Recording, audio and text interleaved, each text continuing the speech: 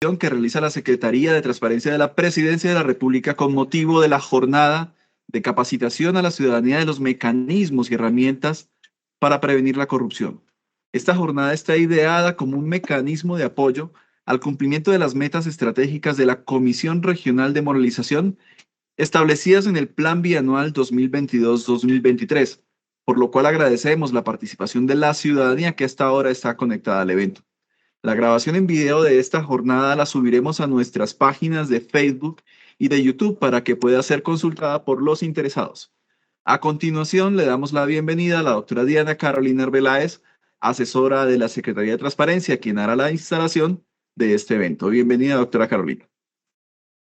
Muy buenos días, muchas gracias, Álvaro. Para empezar, quisiera, en nombre de la señora vicepresidenta, la doctora Marta Lucía Ramírez, y en nombre de la secretaria de Transparencia, la doctora Beatriz Londoño, quien hoy lamentablemente no nos pudo acompañar, extender un caluroso saludo a todos los representantes regionales de la Procuraduría General de la Nación, de la Contraloría General de la República, de la Fiscalía General de la Nación, del Consejo Seccional de la Judicatura, de las Contralorías departamentales y municipales que integran las diferentes comisiones regionales, a los funcionarios de las entidades territoriales con los cuales nos articulamos a través de nuestra estrategia territorial, al equipo de la Secretaría de Transparencia que junto con todas las personas que acabo de nombrar hizo posible este espacio, pero muy especialmente a la ciudadanía por su interés en vincularse a este evento de capacitación. Entrando en materia, creo que todos aquí tenemos claro que la corrupción no es un fenómeno reciente, por lo tanto, no debemos desconocer el negativo impacto que este tiene en todas las esferas sociales. Este flagelo no solo resquebraja los valores sociales, sino también pone en peligro la puesta en marcha de todos los presupuestos que se derivan de un Estado social y democrático de derecho y en el cumplimiento de sus fines esenciales. Para esto, la coordinación y la articulación de los órganos de control en el nivel territorial, así como la promoción de la participación de la ciudadanía, son fundamentales en esta tarea de atacar las causas y consecuencias que deja este fenómeno a lo largo y ancho del país. Y es precisamente este ejercicio de coordinación con las comisiones regionales y con la ciudadanía el que hoy nos convoca en este evento. Es por esto que esta Secretaría de Transparencia reconoce que fortalecer herramientas para la operación de las comisiones, crear instrumentos para que las entidades con competencia en esta materia puedan hacer frente a esta problemática, así como capacitar a la sociedad civil en temas de control social, es una obligación del Estado y una deuda permanente con la ciudadanía. Dicho lo anterior, es necesario precisar que la Secretaría de Transparencia, como dependencia encargada de liderar la política del Gobierno Nacional en materia de lucha contra la corrupción, tiene como funciones principales asesorar y apoyar el diseño de una política integral de transparencia y lucha contra la corrupción y coordinar su implementación, coordinar con las entidades competentes en la materia el diseño y la implementación de directrices, eh, mecanismos y herramientas preventivas para el fortalecimiento institucional de la transparencia y la lucha contra la corrupción, así como también para el acceso a la información, una cultura de probidad y una lucha contra la impunidad. Otra de nuestras funciones es precisamente orientar en coordinación con las demás entidades competentes el diseño y ejecución de estrategias culturales, campañas pedagógicas y de comunicación encaminadas a promover la legalidad, la integridad, la ética, los valores, el control social y sobre todo el cuidado de los recursos públicos. Adicionalmente, y como Secretaría Técnica de la Comisión Nacional de Moralización, tenemos como uno de nuestros principales objetivos acompañar el trabajo que todas y cada una de las 32 comisiones regionales de moralización del país en los componentes de prevención, investigación y sanción de la corrupción adelantan. Para esto, la Secretaría de Transparencia cuenta con un robusto equipo técnico dividido en 3 grandes grupos.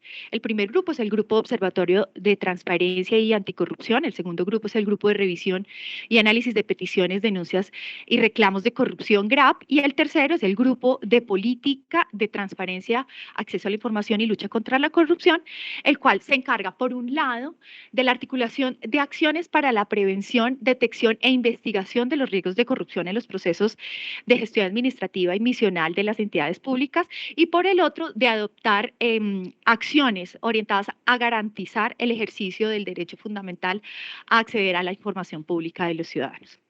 Cabe destacar que las comisiones regionales de moralización fueron creadas por el artículo 65 de la Ley 1474 de 2011, mediante la cual se dictan normas orientadas a fortalecer los mecanismos de prevención, investigación y sanción de actos de corrupción y la efectividad del control de la gestión pública.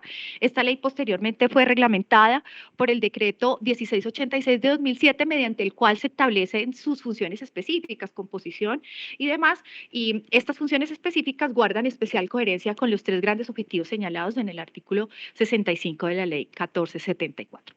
Es así como las comisiones regionales de moralización, al coordinar los órganos de control, vigilancia e investigación en el nivel departamental, tienen un gran papel y potencial, no solo para combatir la corrupción, para garantizar el cumplimiento de la ley, para atacar la impunidad y servir de plataforma para recuperar la confianza de la ciudadanía en las instituciones, sino también para crear condiciones que favorezcan el cumplimiento de los fines esenciales del Estado.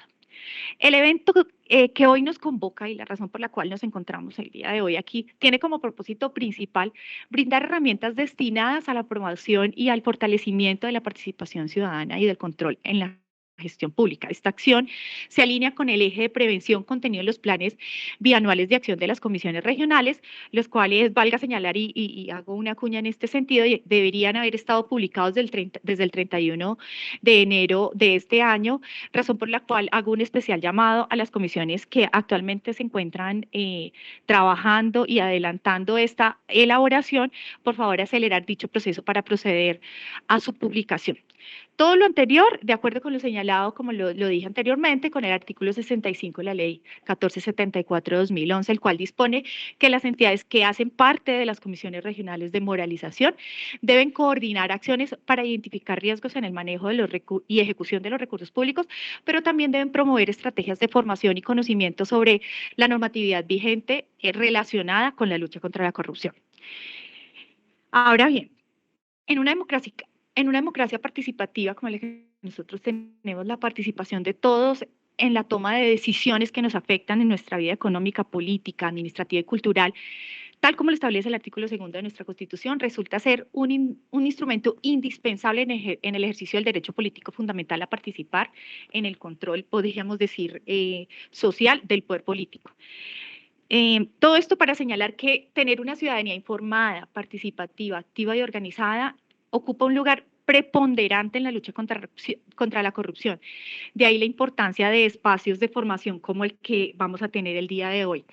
A manera de ejemplo y para efectos de resaltar la importancia que reviste para que el hecho de que todos como ciudadanos nos involucremos en los asuntos públicos, tenemos como ejemplo el PAE. Yo creo que aquí todos hemos visto a través de denuncias precisamente ciudadanas con imágenes de niños recibiendo una pequeña porción de arroz o de frijol o comida en estado de descomposición o inclusive posando para una foto con un mismo plato de comida. Creo que esto aquí todos lo hemos visto. Son situaciones que han llevado a los órganos de control a verificar casi que en tiempo real qué es lo que está sucediendo en el país al respecto, a levantar, investigar la información necesaria para recoger las respectivas pruebas y a proceder a imponer las sanciones correspondientes en materia contractual, incluso penal. Es por esto que como Secretaría de Transparencia reconocemos que para un correcto ejercicio del control social es pertinente que todos los actores, entiéndase entidades territoriales, sociedad civil, funcionarios y demás, apropien competencias en el uso adecuado de la información que permite tener una sociedad civil que reconoce los mecanismos para la petición de información y hacen un uso adecuado de la misma, y pues esa es la cuestión de la cual hablarán mis compañeros a continuación. Adicionalmente, a tener comunicación de calidad que permita que la sociedad civil haga seguimiento, ¿sí? A la ejecución de los recursos, ¿sí? Y que permita comunicarse con sus conciudadanos y con los órganos de control para poner en conocimiento posibles casos o riesgos de corrupción. Como lo dije anteriormente, la organización de la ciudadanía en este aspecto tiene efectos supremamente positivos en la práctica política porque, en primer lugar, permite visibilizar Procesos en los que hay riesgos de corrupción, aquí podríamos citar a manera de ejemplo el caso de centros poblados, ¿sí? Genera un ambiente de interés en los asuntos públicos y un interés específico en el cuidado de lo público. Aquí también podríamos citar el mismo ejemplo, el caso de centros poblados, y también permite que la ciudadanía identifique servidores públicos, políticos o partidos políticos que hayan podido estar involucrados en actos de corrupción, con lo que esperamos pues que esto pueda tener un efecto en procesos democráticos de elección popular. Y aquí también, para citar un ejemplo, podríamos citar el caso de los Nule y de los hermanos Morero, que fueron efectivamente condenados por estos hechos.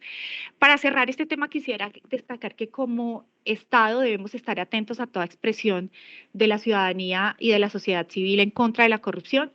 Tenemos que seguir mostrando resultados en materia de prevención, investigación y sanción, y sobre todo tenemos que seguir fortaleciendo los canales de denuncia y promoviendo la participación de la ciudadanía en esta materia.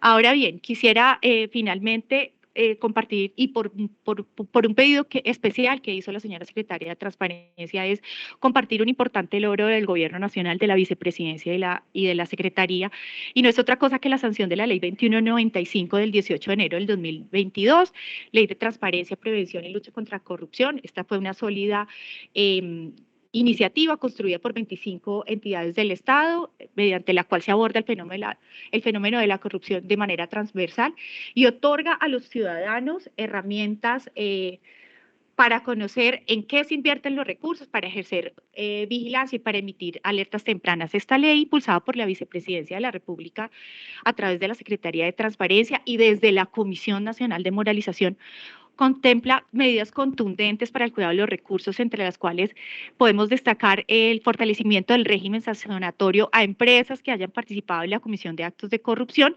y la agilización de trámites de extinción de dominio. El objetivo de esta ley no es otro que el de implementar estrategias que contribuyan a la prevención de actos de corrupción y a fomentar una cultura de legalidad e integridad. Esta ley, que consta de 11 capítulos y 69 artículos, está enfocada en 3 ejes fundamentales. Esto es prevención, sanción y fortalecimiento institucional. Dentro de las iniciativas que pudiéramos destacar en este espacio, que son propias, podríamos decirlo así, de este espacio, está incluir dentro de los planes educativos institucionales en educación básica, media y superior, estrategias para fomentar la participación ciudadana, la promoción de la transparencia y la lucha contra la corrupción. También se creó la figura del Contralor Estudiantil, quien será el encargado en las instituciones educativas precisamente de promover desde el ámbito escolar una cultura de integridad, transparencia y control social, para que los niños, las niñas y los jóvenes conciban, se apropien y fortalezcan su responsabilidad y compromiso con el cuidado de lo público. Se amplió a 10 años la inhabilidad para contratistas del PAE con 2 o más multas y se incorporaron cláusulas excepcionales. Se facultó a la Contraloría General para levantar el velo corporativo en los procesos de responsabilidad fiscal. Se establecieron beneficios por colaboración con la Auditoría General de la República y se confieren amplias facultades a la Contraloría General de la República para establecer la responsabilidad fiscal e imponer sanciones, incluso recuperar activos en el exterior, entre otros. Este es, grosso modo, una síntesis de la Ley 2195, la cual muy amablemente los invito a descargar, a consultar y sobre todo a aplicar. Finalmente, quisiera, en nombre de la señora vicepresidenta y la secretaria de Transparencia, la doctora Beatriz Londoño, hacer extensiva una voz de gratitud a los participantes de esta reunión, refrendando el compromiso que como Gobierno Nacional y como mecanismo articulador de la política de lucha contra la corrupción tenemos para implementar un sistema de integridad, aunando esfuerzos a nivel regional, de la mano con las comisiones regionales de moralización, conscientes del importante trabajo que realizan en el territorio en materia de lucha contra la corrupción, y de que estas instancias permiten impulsar en el nivel territorial la integridad y promover un enfoque coordinado no solo al interior de sus propias comisiones, sino también entre comisiones y a nivel nacional. Para nosotros es muy importante poder contar con ustedes en este tipo de espacios que se suman a la estrategia territorial que tenemos desde la Secretaría de Transparencia como un mecanismo para acercarnos al territorio y para trabajar mancomunadamente en el fortalecimiento de capacidades en temas relacionados con el fomento de la transparencia y la lucha efectiva contra la corrupción. Entonces, de este modo doy paso a mis compañeros, al doctor Andrés y al doctor Alejandro, para que que entremos en materia. Muchas gracias a todos y nuevamente, de verdad, desde la Secretaría de Transparencia valoramos mucho el interés de ustedes en articularse con nosotros y sobre todo en participar en espacios como el que tenemos el día de hoy. Muchas gracias. Agradecemos a la doctora Diana Carolina Arbeláez por su intervención y saludamos nuevamente a todas las personas, ya van casi 400 personas conectadas a este evento, a todas las personas que se encuentran conectadas a la jornada de capacitación a la ciudadanía de los mecanismos y herramientas para prevenir la corrupción. Recordamos que esta reunión la subiremos a nuestras páginas de Facebook y de YouTube para que pueda ser consultada más adelante por las personas interesadas. Ahora le damos el paso al doctor Luis Alejandro Acevedo, contratista de la Secretaría de Transparencia de la Presidencia de la República, quien nos hará una presentación sobre las diversas herramientas de participación ciudadana y de control social. Bienvenido, doctor Acevedo. Muchas gracias por la bienvenida y muchas gracias a todos los ciudadanos y funcionarios públicos que hacen parte de este espacio. De verdad es gratificante ver a tantas personas conectadas interesándose por este ejercicio del control social. La idea de este espacio es que tengamos un rato ameno, pero que también que tengamos aprendizajes que nos permitan, digamos, llevarlos a nuestra cotidianidad. Yo creo que ustedes ven dentro del chat que hay muchos saludos, entonces hay ciudadanos que saludan, hay funcionarios que saludan, hay gente de diferentes regiones de Colombia y lo cual nos llena de felicidad. Algo que ustedes están notando es que tanto hay como ciudadanos como funcionarios, y esto a qué obedece, que el funcionario público, el servidor público también es ciudadano. De pronto, a lo largo de la capacitación, ustedes van a ver que nosotros vamos a colocar algunos ejemplos de nuestra vida cotidiana, porque nosotros como funcionarios y como servidores públicos también hemos ejercido estos mecanismos y herramientas para prevenir la corrupción en nuestra vida cotidiana. Hay un montón de mecanismos que nos sirven y el hecho de que yo sea servidor público no significa que no sea ciudadano y que no tenga la capacidad de ejercer mis derechos. ¿Listo? Entonces, hay algo también que nosotros queremos dejar claro y es que es muy importante la interacción correcta y armónica entre ciudadano y servidor público. Nuestra relación no tiene que ser una relación de choque ni de confrontación, sino al contrario, una relación armónica porque los ciudadanos son los que nos dan los insumos a nosotros para hacer bien nuestro trabajo. El ciudadano tiene mucha más información que el servidor y conoce mucho mejor las necesidades, digamos, de la población que el servidor. Y es importantísimo ese intercambio de conocimientos, esa construcción colectiva del conocimiento es fundamental. Entonces, por eso estamos acá todos, porque pues todos tenemos que construir fortalecer estos mecanismos y herramientas para prevenir la corrupción. ¿Listo? Les voy a contar un poco sobre como el grupo de política de transparencia y acceso a la información.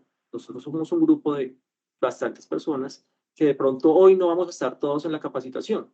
Andrés y yo vamos a estar en unos momentos determinados, pero en el chat estamos nosotros compañeros. Está Daniel y está Estefanía que van a estar muy atentos a sus solicitudes, a sus recomendaciones, a sus preguntas, porque la idea es que ustedes, digamos, si tienen algún tipo de duda o inquietud, la solucionen inmediatamente. Entonces, esos compañeros van a estar pendientes. Eso no quiere decir que después no los vayamos a ver.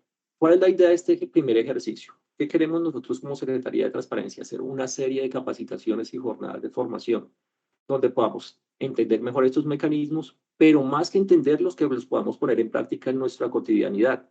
A lo largo de estas jornadas les vamos a contar ejemplos de otros ciudadanos y otros funcionarios que pusieron en práctica estos mecanismos y que tuvieron resultados efectivos, porque muchas veces es importante que uno sepa que, digamos, estos mecanismos funcionan y cómo lograron cambiar dinámicas negativas dentro del territorio. ¿Listo?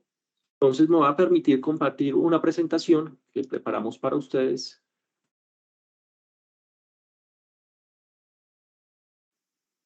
Me confirman, por favor, si ven la presentación, ¿sí?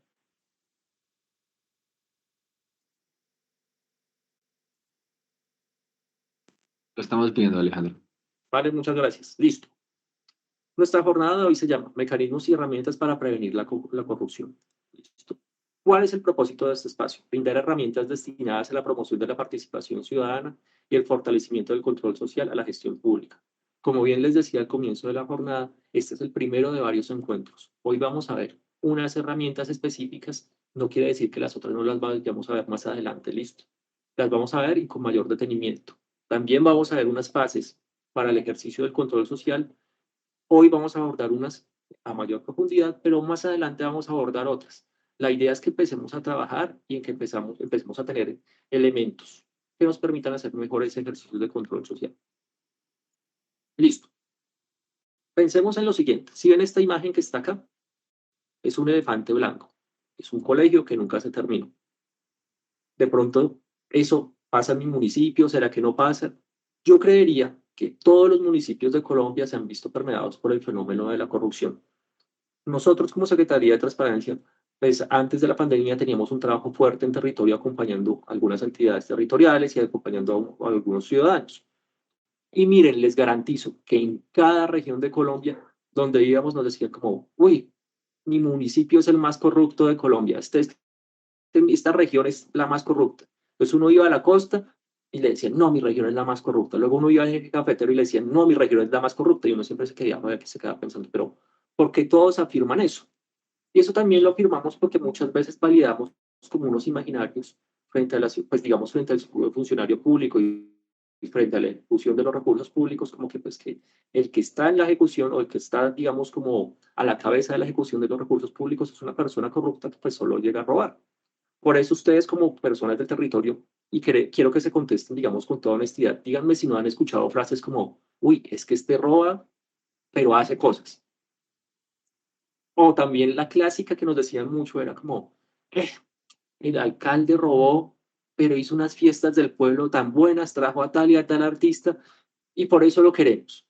Vean que uno empieza a validar imaginarios frente a la corrupción, como que pues que robar es bueno y que robar está permitido siempre y cuando haga ciertas cosas. Y acá el punto de partida es que pues la corrupción es un fenómeno nocivo, malo y que no podemos normalizar como lo hemos hecho y como lo estamos haciendo. Entonces vean que acá tenemos esta foto, ¿cierto? Es un colegio que nunca se terminó. Pensemos qué podemos hacer frente a esta situación como ciudad. Yo les voy a plantear algunas situaciones. La A, tomar fotos y subirla a las redes sociales. ¿Será que es válido? ¿Será que es pertinente? ¿Será que con eso vamos a cambiar esas dinámicas de corrupción? ¿Será que tomando las fotos vamos a lograr que termine en el colegio? Tenemos la situación B. Solicitar el cambio de funcionario de la alcaldía y revocar al alcalde. ¿Será que eso lo podemos hacer? ¿Será que nosotros como ciudadanos tenemos la capacidad de convocatoria para revocar al alcalde? ¿Será que si nosotros hacemos una petición de cambio de funcionarios, la hacen? ¿A quién se la tenemos que dirigir? Tenemos un punto C, investigar sobre lo sucedido y solicitar explicaciones a la alcaldía. ¿Será que si nosotros investigamos y le solicitamos explicaciones, nos contestan? ¿Será que nos dicen, sí, usted tiene razón, no tiene razón? Y tenemos un punto D, que es el punto nada. ¿Será que no hacemos nada? Porque igual al final no va a pasar nada, ¿cierto? Pues probablemente eso es uno de los imaginarios. Y créanme que muchos de los ciudadanos optan por esta opción de nada. Pero no hacemos nada, pero también validamos un montón de cosas como de, es que estos no hacen nada, que estos siempre se roban la plata, que eso estaba mal desde el comienzo. Entonces, vean que cada una de estas opciones tiene posibilidades que pueden ser positivas o negativas, nos generan una serie de incentivos, pero pues a la vez también tienen algunas repercusiones. De pronto, si yo tomo fotos y las subo a las redes sociales, si se hace viral, puedo, digamos, generar que la gente se dé cuenta del fenómeno. Venga, ¿qué está pasando? No terminaron el colegio. Pero pues si esas fotos realmente no llegan a las personas que toman las decisiones o las entidades competentes frente a la construcción del colegio, de pronto no va a tener tanta repercusión. Además, ojo, el hecho de tomar las fotos por sí mismas no implica, digamos, como un conocimiento profundo de la situación. ¿Qué requerimos adicionalmente? Pues además de las fotos, informarnos sobre qué es lo que está pasando, quién debería construir el colegio, de dónde vienen los recursos, por qué no se está ejecutando, será que estamos cumpliendo con un cronograma de actividades o no lo estamos cumpliendo, ¿cierto? Solicitar el cambio de funcionarios de la alcaldía y revocar al alcalde. Esto lo podemos hacer. Uno puede decir como este funcionario se va, pero vean que dentro del ejercicio del control social no habría una reacción reparadora. Muchas veces lo que uno busca es como, sí, pues también el funcionario, pero igual lo que necesitamos es el colegio terminado, ¿cierto? Entonces hay veces que muchas de las acciones que nosotros como ciudadanos solicitamos no generan una reparación, ¿cierto? Pues también tenemos que buscar una acción reparadora. O si este es funcionario que es el responsable y que se le comprobó que por su culpa no se construyó el colegio, no lo logró, pues que tenga una sanción. Eso podría ser más reparador, ¿cierto? Que lo tenga una sanción ya sea disciplinaria, fiscal, penal. ¿Listo? C. Investigar sobre lo sucedido y solicitar explicaciones a la alcaldía.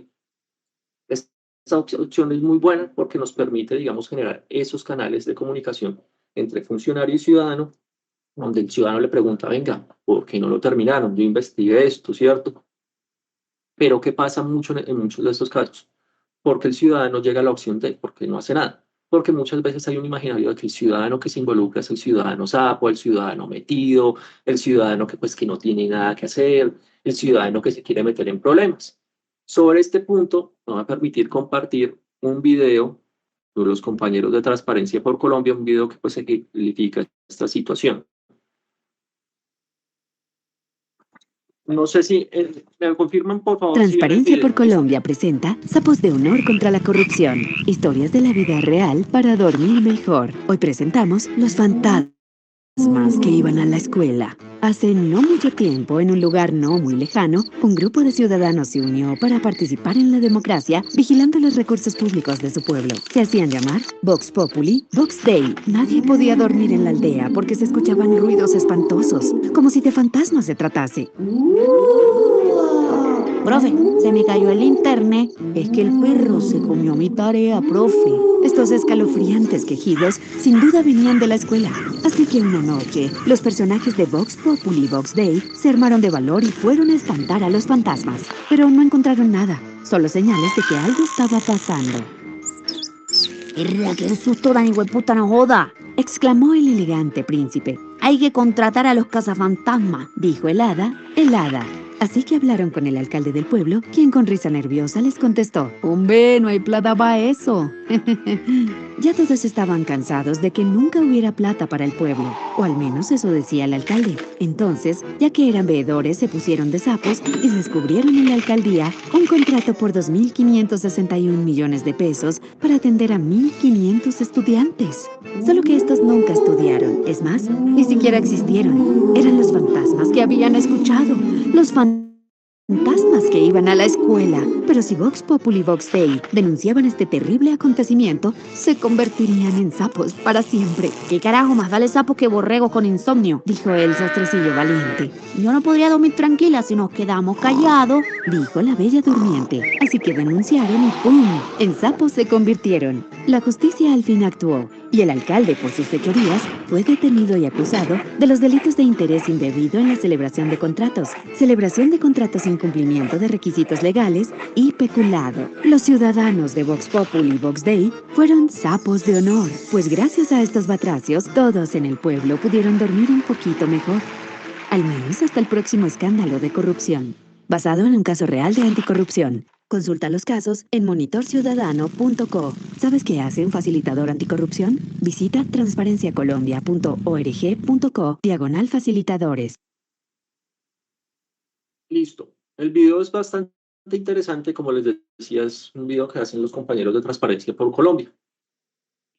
Este video nos ejemplifica algo de lo que yo les venía hablando. Muchas veces, digamos, uno como ciudadano no se involucra por miedo a que lo cataloguen, que lo estigmaticen como él es sapo. Pero vean que uno de los sapitos ahí en el video decía como, yo prefiero que me digan sapo a tener, o como cargar esto en la conciencia de que no hice nada, de que no denuncié, de que no informé, ¿cierto? No podría dormir tranquilo, ¿cierto? ¿Qué es lo importante acá? Vean que este grupo de ciudadanos que se convierten en sapos, al final logran un cambio y logran que haya como una sanción y que digamos como que sea esa sanción reparadora frente a este problema que vivían ellos. Que es importante y que es un mensaje que quiero que se lleven todos acá, y es que el ejercicio del control social tiene que ser de la mano con el ciudadano, es decir, el ciudadano da muchos insumos y nosotros como ciudadanos de verdad podemos cambiar problemáticas de nuestro municipio. Ahorita les voy a contar ejemplos de ciudadanos que nosotros acompañamos en el marco del trabajo con la Secretaría de Transparencia que lograron cambios significativos, porque muchas veces es lo que uno quiere ver, cambios significativos. Vamos a hacer un pequeño resumen de qué es el control social. Es un derecho y un deber de los ciudadanos. ¿Por qué se cataloga como derecho? Porque pues todos tenemos la posibilidad de acceder a él. Nadie nos puede negar ese derecho, ¿cierto? Y al contrario, pues a todos nosotros como servidores públicos se nos obliga obliga a generar canales y mecanismos para que el ciudadano pueda acceder a ese derecho, ¿cierto? Darle mayor información, permitirle los canales para que pueda hacerlo, fomentar, generar estrategias, fomentar capacidades. Nosotros tenemos la obligación de hacerlo.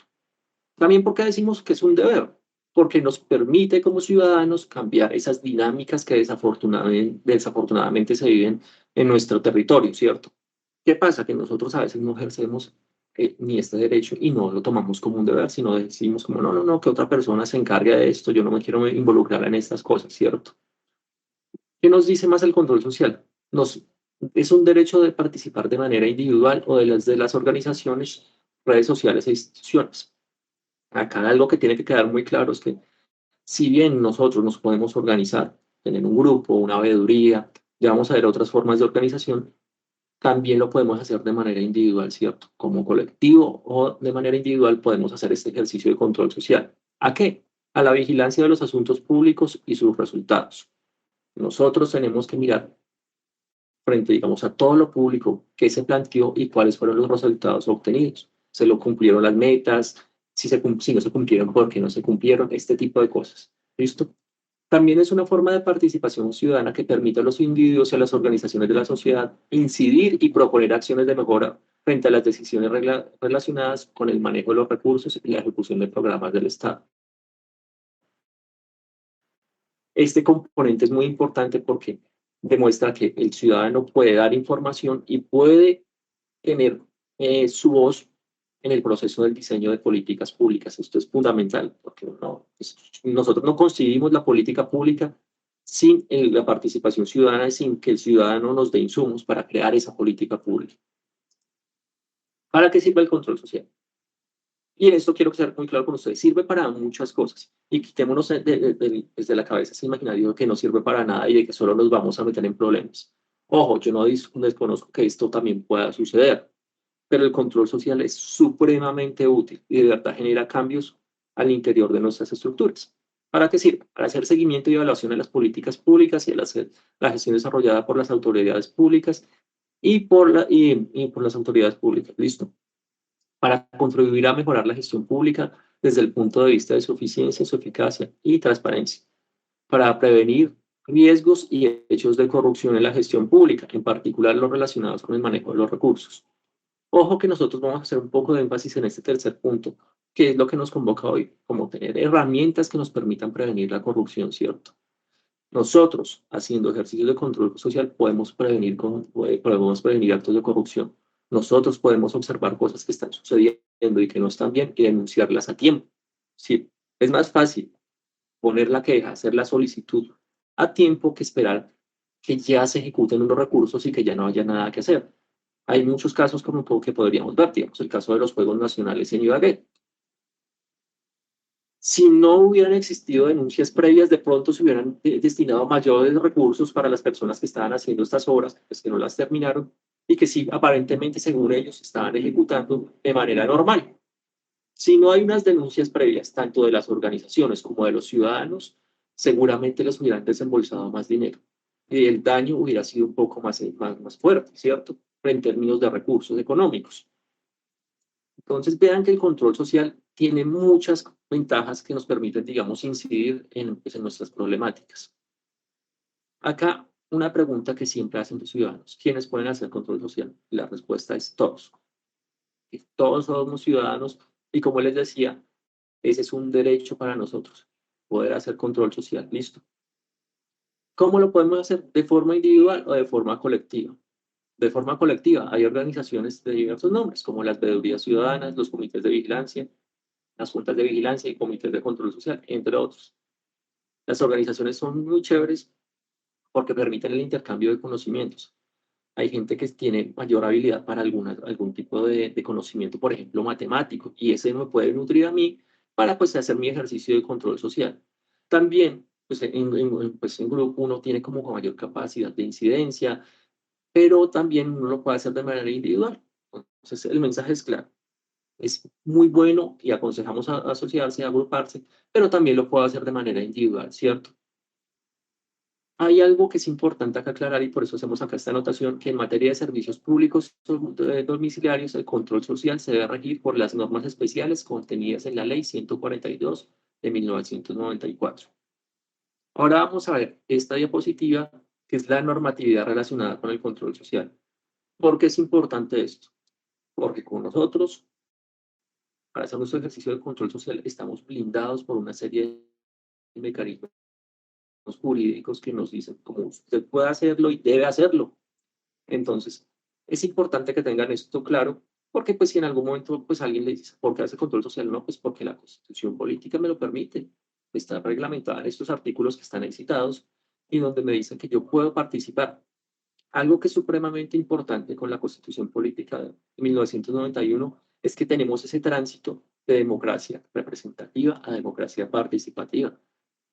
Antes la participación estaba orientada a que, pues digamos, yo puedo elegir a alguien y ese alguien me representa, pero muchas veces eso no se daba en la realidad, es decir, como que la persona que me representa, como que, sí, yo voté por esa persona porque en su momento de pronto compartía sus ideales, compartía su visión, pero de pronto esa persona al final no ejecutó o no siguió con esa visión que tenía y los intereses cambian.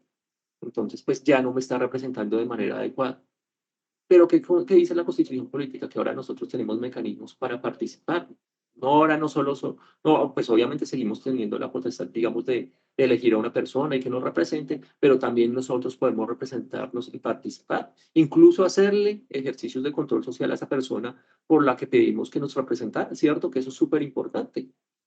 Entonces, tenemos esta serie de normatividad, por ejemplo, la Ley Estatutaria 1757 de 2015, por la cual se dictan disposiciones en materia de promoción y promoción a derecho a la participación democrática. Insisto, tenemos el derecho a participar, nadie nos lo puede negar. Tenemos el Manual Único de Rendición de Cuentas. A mí me encanta el Manual Único de Rendición de Cuentas porque habla de todos esos lineamientos que tiene que tener un ejercicio de rendición de cuentas. Ojo, la rendición de cuentas es algo normal, es algo natural y uno lo hace tanto como servidor público como ciudadano todo el tiempo. Lo hace desde el nacimiento hasta el final de sus días. De pronto, en futuros espacios que tengamos pues, de formación con la Secretaría de Transparencia, vamos a hablar de la rendición de cuentas y vamos a ver cómo con ejemplos prácticos cómo se aplica desde toda la vida. ¿Listo? Pero entonces, el Manual Único de Rendición de Cuentas nos habla de unos elementos básicos que tiene que tener la rendición de cuentas, que son la información, que son el diálogo y el tema de los incentivos. ¿Para qué rindo cuentas? ¿Qué pasa cuando rindo cuentas? ¿Cierto? Adicionalmente, de unas fases para la rendición de cuentas, que son bastante importantes, pero las vamos a ver en futuras capacitaciones. Listo. Tenemos la ley 1755, derecho fundamental a la petición. Eso lo vamos a ver más adelante en esta capacitación, pero les adelanto, nosotros tenemos el derecho a que nos den información, a pedir cosas. Entonces, a la administración pública y a privados, dependiendo de unas características particulares. Pero entonces, nadie nos puede negar ese derecho porque pues está contemplado en la ley 1055. Tenemos la ley 1712 del 2014, la ley de transparencia y, y de acceso a la información pública. Nosotros como Secretaría de Transparencia queremos mucho esta ley porque la lideramos desde su proceso de diseño hasta su proceso de regulación y aprobación. ¿Qué nos dice? Esto también lo vamos a ver más adelante, pero les adelanto que la ley de transparencia es un derecho llave. Es como una llave que uno entra y le permite abrir una puerta, y esa puerta le da acceso a otros derechos. Por eso es una ley fundamental. Tenemos la ley 1474 de 2011, que nos dice que hay unos mecanismos para la prevención, investigación y sanción de actos de corrupción. Este es el Estatuto Anticorrupción. Y esto está muy orientado y va en línea y reglamenta las comisiones regionales de polarización, que veo que en el chat estaba viendo ahorita que hay muchas comisiones presentes, que eso está muy bien. Las comisiones son instancias regionales que se encargan de eso, de prevenir, investigar y sancionar actos de corrupción. Se reúnen los órganos de control, las cabezas de los órganos de control y empiezan a mirar qué está pasando frente al tema de la corrupción regional y qué acciones podemos tomar para cambiar esos fenómenos. Listo. Tenemos la ley 850 del 2003, por medio del cual se reglamentan las veedurías ciudadanas. Las veedurías ciudadanas son grupos, son colectividades de ciudadanos que tienen objetivos específicos. ¿Frente a qué? Frente a la vigilancia de algo. a manera de tipo. ¿Cuál es una veeduría ciudadana? Digamos, mientras más delimitado tenga su función, más fácil lo va a hacer. Por ejemplo, yo quisiera hacer seguimiento a todas las vías terciarias del país, lo cual es muy bonito y es muy noble, y de pronto lo puedo hacer. Pero si focalizo algunas vías terciarias que sean las que me competen a mí, que de pronto su mantenimiento me va a mejorar mi calidad de vida, va a ser más fácil, ¿cierto? Entonces, delimitar el objeto de estudio de la veeduría ciudadana es súper fundamental. ¿Listo? Tenemos la ley 489 de 1998, donde nos habla de la democratización y control social de la administración pública. También tenemos el decreto 1557, que son las modalidades y formas de participación social en la prestación de servicios de salud. Vean que toda esta normatividad que está ahí plasmada nos blinda, ¿cierto? Y acá, dentro de la mitad de la diapositiva, tenemos dos: participación ciudadana y control social. Hay diferentes teóricos que ven estos conceptos como separados, hay otros que los ven más cercanos. Nosotros los concebimos como conceptos complementarios. ¿Qué es la participación ciudadana? La capacidad que yo tengo como ciudadano de incidir en el proceso de toma de decisiones. ¿Qué es el control social? Como el seguimiento, la evaluación a cosas que se están ejecutando o que se van a ejecutar, ¿cierto? Pero vean que son complementarias, no son antagónicas, al contrario. No conseguimos la participación ciudadana sin control social. ¿Listo? Acá hay pues también de pronto, si quieren ir escribiéndolo en el chat y todo, como les decía, este es el primer encuentro que vamos a tener de muchos. De pronto, si hay alguna de estas leyes, o hay alguno de estos temas, de esta normatividad que ustedes quieran conocer a mayor profundidad, pueden ir escribiéndolo en el chat. De pronto, me interesa mucho el tema de la ley 850, de las veedurías ciudadanas. Entonces, nosotros lo vamos a tener en cuenta y de pronto hacemos una capacitación más adelante para profundizar en este tema. La idea es que ustedes también como ciudadanos nos den insumos para estas capacitaciones, nos digan cómo nos gustaría trabajar tal tema, este tipo de cosas. ¿Listo? Ahora vamos a hablar de cómo hacer control social. Sobre cómo hacer control social, hay diferentes metodologías, diferentes métodos, diferentes formas de pensar frente al tema. Nosotros planteamos esta, que tiene como elementos del Ministerio del Interior y la veeduría digital. Sin embargo, también hay otras metodologías para hacer control social. Por ejemplo, hagamos control social de USAID. Hay diferentes metodologías, ¿listo? Todas tienen unos elementos en común. A nosotros nos gusta esta porque nos permite, digamos, tener un nivel de incidencia alto frente a lo que estamos, frente al objeto del control social. ¿Listo? Tenemos estas fases. Es importante aclarar que hoy, como es nuestro primer encuentro, no vamos a de pronto abordar todas las fases a un nivel de profundidad alto. Hoy la idea es que, si ven donde está acá la flechita que dice mecanismos jurídicos, vamos a llegar hasta ese punto, recoger información. Y vamos a hablar de algunos mecanismos jurídicos para la recolección de información. No vamos a abordarlos todos porque son muy amplios, pero vamos a llegar hasta unos muy específicos, ¿cierto? Sin embargo, en futuras capacitaciones los vamos a ver, los otros mecanismos, y vamos a ver las siguientes fases. Y las vamos a ir aplicando, pues, a ejemplos de nuestra cotidianidad. Ojo, importante que todo lo que vamos viendo acá, de pronto como ciudadanos y como funcionarios vayamos pensándolo. De pronto tengo un problema. Bueno, ¿cómo me organizo digamos, para estudiar ese problema? ¿Cuál es el problema que quiero identificar? De pronto, si hay algún ciudadano que tenga ya un problema identificado y quiera preguntar o quiera enmarcar estas fases dentro de ese problema, nos lo puede ir escribiendo por el chat. Si no sé, tengo un problema con una vía terciaria en tal municipio, entonces nos lo pueden ir escribiendo en el chat y nosotros le vamos dando orientaciones frente a estas fases para hacer un mejor ejercicio de control social. Listo. Tenemos la primera fase, organizarse. Es importante organizarse porque, pues, digamos, el ejercicio de organizarse permite un mayor intercambio de conocimiento, que tengamos mayor capacidad digamos, de incidencia frente a las autoridades locales, ¿cierto? Frente al proceso de organización proponemos una serie de pasos: nombrar un vocero o un coordinador. Siempre hay una persona que tiene un mayor nivel de liderazgo o que, pues, digamos, nos puede representar. De pronto también por sus habilidades sociales puede ser ese el coordinador, porque es más elocuente, porque tiene la mayor capacidad, digamos, de transmitir el mensaje que queremos dar. Este puede ser el coordinador. Pero eso lo deciden ustedes, ¿cierto? Ojo, esto no quiere decir que dentro de este tipo de organización hay una jerarquía. Lo que nosotros buscamos es que hayan, en la medida de lo posible, pues, jerarquías que sean más de tipo horizontal que de tipo vertical, donde todos tengan las mismas funciones y donde todos tengan derecho a voz y voto, ¿cierto? Establecer las normas para avanzar en el ejercicio. Esto es fundamental en cualquier ejercicio.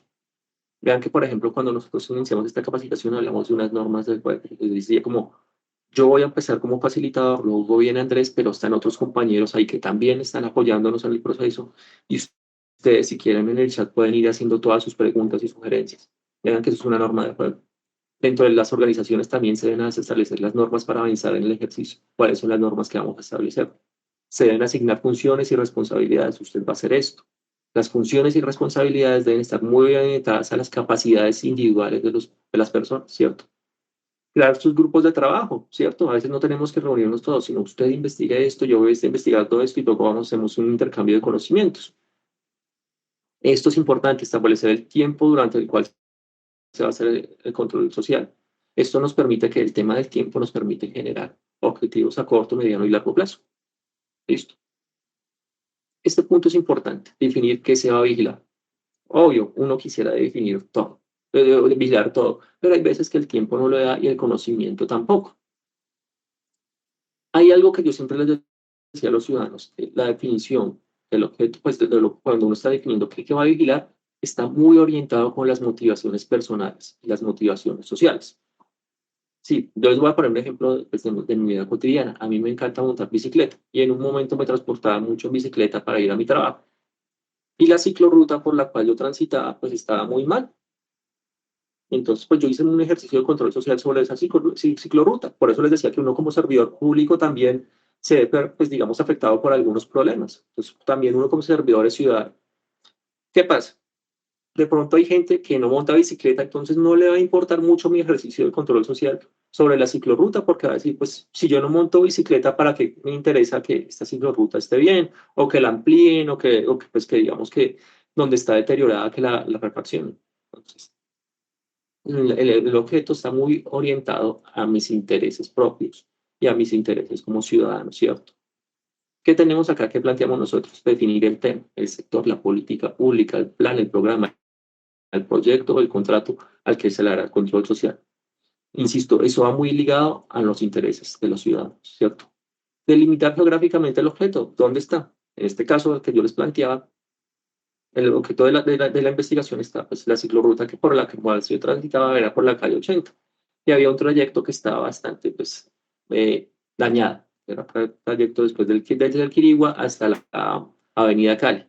Entonces, bueno, conocer las entidades involucradas en la ejecución del objeto. No todas las entidades, por más de que sean entidades públicas, tienen competencia frente a eso. En el caso de la ciclorruta, pues no sé, si yo le escribo al Ministerio de Salud, de pronto no voy a tener, no, el Ministerio de Salud no tiene competencia. Pero si le escribo al IDU, que es la empresa que, pues digamos, la entidad que se encarga pues, de la malla vial, de la refacción de vías y todo eso, ellos tienen competencias, ¿cierto? Entonces es importante que conozcamos esas entidades que están involucradas. ¿Qué más tenemos que hacer? Identificar el tipo de recursos, de recurso público invertido, de dónde viene ese recurso, cuál es el recurso destinado para eso, para el tema de las ciclorrutas o para el tema que usted quiera analizar, ¿cierto? Luego, ¿qué tenemos? Analizar qué se espera con el objeto de control social. En mi caso, yo que esperaba, pues que arreglaran la ciclorruta, ¿cierto? Ese era mi objetivo. También nosotros tenemos que plantearnos unos objetivos cuando hagamos esos ejercicios de control social a nivel regional, ¿cierto? Establecer un plan de formación. El propósito de este paso es preguntarse cuáles capacidades o conocimientos necesitamos fortalecer para llevar a cabo el ejercicio del control social. Acá les voy a poner un ejemplo. Hace unos años nosotros acompañábamos unos estudiantes en Valledupar. Ellos estaban haciendo sus ejercicios de control social, algunos eran las contralores estudiantiles, y dentro de unos de esos ejercicios ellos empezaron a solicitar los presupuestos de sus instituciones educativas. Quiero saber cuánta plata recibe mi colegio y en qué se está invirtiendo. Nos entregan los presupuestos. Inicialmente hubo un debate, recuerdo mucho, que algunas personas decían, pero no nos van a entregar los presupuestos, no nos los tienen que entregar. Pues decía, claro que sí, porque es información pública. Y efectivamente nos entregan los presupuestos. Una vez nos entregan los presupuestos, pues la verdad quedamos como un poco perdidos, por así decirlo, porque nosotros no sabíamos interpretar lo que nos habían entregado. Había mucha información matemática, en mi caso soy malísimo para las matemáticas, y el equipo de estudiantes con el que estábamos trabajando, pues tenía más o menos como, no, sus orientaciones, Su sensibilidad matemática no era muy alta, por así decirlo. Entonces, ¿qué hicimos? Pues buscamos personas que nos ayudaran a fortalecer esos conocimientos. Entonces, hay diferentes entidades que nos pudieron ayudar a fortalecer esos conocimientos, que nos ayudarán a entender un presupuesto, cómo se genera, cuáles son los gastos de inversión, cuáles son los gastos de funcionamiento, este tipo de cosas, ¿cierto? Entender que el presupuesto se genera por un plan plurianual, que eso también está orientado por una política pública que nos dice que hay unos principios presupuestales. Todo eso lo entendimos a través de un plan de formación, pero también ahí tiene que ser uno muy sincero y decir como, vea, yo no conozco esto, tengo deficiencias en esto. Por ejemplo, lo que yo les decía como con las matemáticas. Yo soy muy malo con las matemáticas. Yo soy de las personas que suma con los dedos. Es decir, la suma básica me toca con los dedos hacerla porque no soy muy bueno. Pero tengo que reconocer sobre eso y empezar a trabajar sobre eso. Pero hay personas que saben más de matemáticas, saben más de presupuesto y me pueden orientar y me pueden dar como las herramientas para que yo pueda entender más eso. Y eso es el plan de formación. Entender qué necesito fortalecer, qué información necesito recolectar y qué conceptos tengo que tener claros para que mi ejercicio de control social sea más efectivo. ¿Listo? Acabamos un punto que es supremamente importante, la recolección de información, que ese es el punto al cual vamos a llegar hoy. ¿Listo? Recoger esa información es fundamental porque nos permite tomar decisiones informadas y orientadas. Vean que al principio de la exposición yo les hablaba de unos imaginarios que uno genera como ciudadano y que los va repitiendo. No, es que esa obra no la hacen porque es que ya esa plata se perdió, esa ya se la robaron, y ese tipo de cosas que a veces uno emite conceptos de los cuales no tiene información, pero los valida y asume que son verdaderos. O escucha por ahí en la tienda que el señor de la tienda dijo, no, amigo, pero es que esa plata se perdió, ese colegio ya no se va a hacer, esa vía se la robaron, no hay presupuesto para esto, y entonces uno empieza a validar ese tipo de afirmaciones. Oh, es que me la dijo el señor de la tienda y el señor de la tienda no me miente, el señor de la tienda toda la vida me ha dicho la verdad, pero nosotros no sabemos si el señor de la tienda para hacer esa afirmación tiene alguna información. Por eso el proceso de recolección de información es fundamental para que nuestras afirmaciones tengan esa fuerza argumentativa, que nuestras afirmaciones tengan coherencia frente a lo que está pasando. Listo. ¿Qué planteamos acá nosotros para recolectar información? Y esto es lo primero que hace todo el mundo, visitar las páginas web de las entidades correspondientes. Uno entra a su computadora, a su celular, busca en la página y busca información, ¿cierto? ¿Qué más podemos hacer? Solicitar a las entidades correspondientes, la información sobre el objeto de control. Hay otras entidades que tienen información. Entonces nosotros podemos pedírsela y ya vamos a dar mecanismos para solicitar esa información. ¿Qué más podemos hacer para recolectar información? Se pueden utilizar entrevistas, listas de chequeo o visitas de observación para recolectar información. Este tipo de instrumentos que generan los mismos ciudadanos son importantes. La investigación, la observación. Uno recolecta la información con la observación, con el intercambio de conocimientos, haciendo entrevistas, con investigación participante. Hay un montón de técnicas de recolección de información que uno las hace y las ha hecho toda la vida, de manera empírica, de manera cotidiana, que sirven para recolectar información y que son muy importantes. También tenemos los derechos de petición y otros mecanismos jurídicos que ha dispuesto la ley. Eso lo vamos a ver en un momentico, listo. Entonces, acá cuando vamos a recolectar información, tenemos que plantearnos estos escenarios. ¿Qué información tenemos? Volviendo al ejemplo de la ciclorruta, ¿yo qué información tenía? Pues la ciclorruta estaba mal porque todos los días la transitaba y pues, cogía los huecos y la cicla se me deterioraba. Esa es la información que tengo. ¿Qué información yo requería? ¿Quién es la persona encargada de hacer seguimiento a las ciclorrutas? ¿Qué recursos invierten? Y todo ese tipo de cosas. ¿Dónde consigo la información? ¿Será que todas las entidades tienen información sobre las ciclorrutas? Evidentemente no. Son entidades particulares las que tienen esa información. ¿Quiénes tienen la información? Pues esas entidades. Entonces la idea es plantearme estos escenarios frente al tema de la recolección de información. ¿Qué información tenemos? ¿Qué información requerimos? ¿Dónde conseguimos la información? ¿Y quiénes tienen la información? ¿Listo? Acá volvemos al derecho a la información pública, a la ley 1712, de las cuales les mencionaba anteriormente.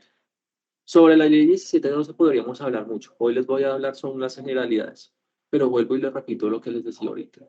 Es una ley que es un derecho llave. Hagan de cuenta que usted mete su llave, la gira y abre la puerta. Y esa puerta le permite acceder a otros derechos. Por eso lo consideramos como un derecho llave. Porque si yo tengo la posibilidad de acceder a la información, puedo acceder a otros derechos. Puedo acceder a la salud, puedo acceder a la educación. Si tengo la información de los programas de salud, de vivienda, de vías, de infraestructura que se están desarrollando en mi municipio, puedo acceder a esos programas, ¿cierto? Entonces, ¿qué tenemos? Que toda entidad debe publicar la siguiente información mínima obligatoria. Esto es lo mínimo que debemos publicar. Y también, ojo acá a los funcionarios que están acá presentes y acá a los servidores. Esto es lo mínimo que debemos publicar. Información sobre las sedes, horarios de atención y la estructura orgánica de la entidad. Directorio de funcionarios y contratistas. Es importante que la gente pueda saber quién trabaja en la entidad, quiénes son, cuál es su nivel de formación, cuál es su función dentro de la entidad, cuál es la normatividad que rige la entidad, ¿cierto? Hay normas especiales para cada entidad, para cada sector. La información presupuestal y de planeación. ¿Cuál es el presupuesto que manejamos y cómo lo estamos orientando, ¿cierto? ¿Qué vamos a hacer con ese presupuesto? ¿Qué tenemos pensado para hacer, para invertirlo, ¿cierto? La participación. Y esto vuelve al inicio de esta capacitación. ¿En qué sentido? Que tenemos que mostrar y hacer explícitos esos canales y mecanismos de participación para los ciudadanos. ¿Cuáles son los trámites y servicios que nosotros como entidad tenemos? Para acceder a esos trámites, ¿qué se debe hacer? ¿Cuáles son los horarios de atención? ¿Cuáles son los requisitos para esos trámites? De pronto, si hay un formulario para el trámite, publicarlo. Eso es lo mínimo que tenemos que tener. Información para grupos de interés. Ahorita más adelante, cuando hagamos la acción popular, nos vamos a dar cuenta que todos tenemos diferentes intereses y hay diferentes grupos, ¿cierto? Volviendo a mi ejemplo, yo era viceusuario, entonces pues a mí me interesa pues, el tema de las ciclorrutas porque soy viceusuario, pero pues de pronto hay gente que no tiene ese interés. Hay grupos de interés que van mucho más allá y son más relevantes que el tema de la bicicleta. Por ejemplo, los grupos étnicos, ¿cierto? Donde hay como un tipo de conexión ancestral con nuestras raíces. Es un grupo de interés. Los indígenas, los grupos afro, ¿cierto? El tema de la equidad de género, la información para las mujeres, la información para los niños, todos esos son grupos de interés. Y la información tributaria. ¿Qué impuestos recolecta nuestra entidad? Si los recolecta y cómo pues, es el manejo de esos tributos, ¿cierto? Acá estamos en los mecanismos jurídicos para el control social. Como les decía, hay varios. Hay muchos, pero hoy planteamos solo avanzar en unos poquitos. Pues también por el tema del tiempo, porque es nuestro primer encuentro con ustedes. Entonces la idea es que hoy avancemos en los que tienen asterisco. Pero ojo, eso no quiere decir que más adelante en futuros encuentros no vayamos a hablar de los otros. Yo nuevamente los invito a que si están haciendo un ejercicio de control social o si lo quieren hacer, vayan pensando de pronto de toda esta información, cuál me sirve para hacer mi ejercicio de control social, ¿cierto? ¿Cuál de estos mecanismos me sirve? O cuál ya he implementado. Si usted tiene algún ejercicio, alguna buena práctica de pronto frente a alguno de estos mecanismos, escríbanoslo en el chat. Sí, esto lo hice así, me sirvió o no me sirvió. Todo ese tipo de buenas prácticas, todo ese tipo de aprendizajes nos sirven a todos como ciudadanos para nutrirnos, ¿cierto? Tenemos estos. Pero hoy vamos a hablar de los siguientes. Listo. El derecho de petición. Bueno, el derecho de petición es un reconocimiento de un derecho. Pues nosotros que el derecho de petición es un mecanismo que garantiza el derecho a solicitar información o reclamar ante entidades públicas. Permite el acceso a la información pública. ¿Sobre qué podemos pedir información sobre el reconocimiento de un derecho? Nosotros podemos pedirle a un funcionario o a una entidad que intervenga. Podemos pedirles que resuelvan una situación jurídica, ¿cierto? Nosotros podemos pedir eso. Hay algo muy chévere en derecho de petición y es que se puede hacer en cualquier momento y es gratuito y sin abogado. Hay otros mecanismos jurídicos que son un poco más complejos que necesitan que uno tenga a alguien que lo represente. En este caso, no, el derecho de petición lo puede colocar cualquier ciudadano. De hecho, sería muy chévere que al finalizar este ejercicio ustedes pudieran hacer un derecho de petición. De hecho, dentro del chat nosotros vamos a colocar un modelo de derecho de petición que nos parece que puede servirles, por si lo quieren utilizar. Ojo, esto no quiere decir que sea la única vía. ¿Qué reglamenta el derecho de petición? El artículo 23 de la Constitución Política y la Ley 1755. Acá sobre el derecho de petición y sobre los otros mecanismos quiero hacer un énfasis muy importante. Cuando yo coloco un derecho de petición tengo que tener como unos mismos. ¿A quién se dirige? Mis nombres y mis apellidos, pues quién soy yo, quién es la persona que solicita la información, el objeto de la petición las razones de la petición y pues si tengo unos documentos anexos que permitan complementar la petición. Algo que es clave y que va a ser transversal en los mecanismos que vamos a ver el día de hoy es que si yo quiero una respuesta, debo colocar unos canales para que ellos me respondan. Es decir, colocar mi correo electrónico, mi dirección, mi teléfono para que me respondan. Yo he trabajado mucho con ciudadanos y con pues, en diferentes entidades y noto algo que pues, es casi que general. Muchas veces las entidades dan respuesta, pero nunca le llega la respuesta al ciudadano porque no hay unos canales, digamos, para que el ciudadano pueda acceder a esa respuesta. Es decir, el ciudadano a veces no deja bien sus datos y, por ejemplo, uno coloca mal el correo electrónico o el teléfono no es, ese tipo de cosas, y hay veces que se pierden muchas respuestas. Entonces, este tema del derecho de petición, las entidades pueden solicitarle al ciudadano que complemente su petición. Entonces, por ejemplo, como vea, señor ciudadano, yo entiendo lo que usted me está pidiendo, pero por favor ayúdeme con estos insumos adicionales para hacer más robusta su petición. Si el ciudadano no responde, pasa una figura que se llama desistimiento tácito. Como usted no contesta, se asume que usted ya no está interesado en esa petición que había realizado. Pues claro, está ahí, pues que tengamos claro ese punto. Por eso es tan importante que tengamos esos canales de comunicación donde nos puedan contactar. Ojo, y yo sé que acá hay mucha gente de territorio que está pensando, pero Alejandro me dice que es importante eso, pero acá en mi casa, en mi vereda no hay señal, yo no recibo la señal de celular, yo no tengo internet y todo eso, y eso es verdad.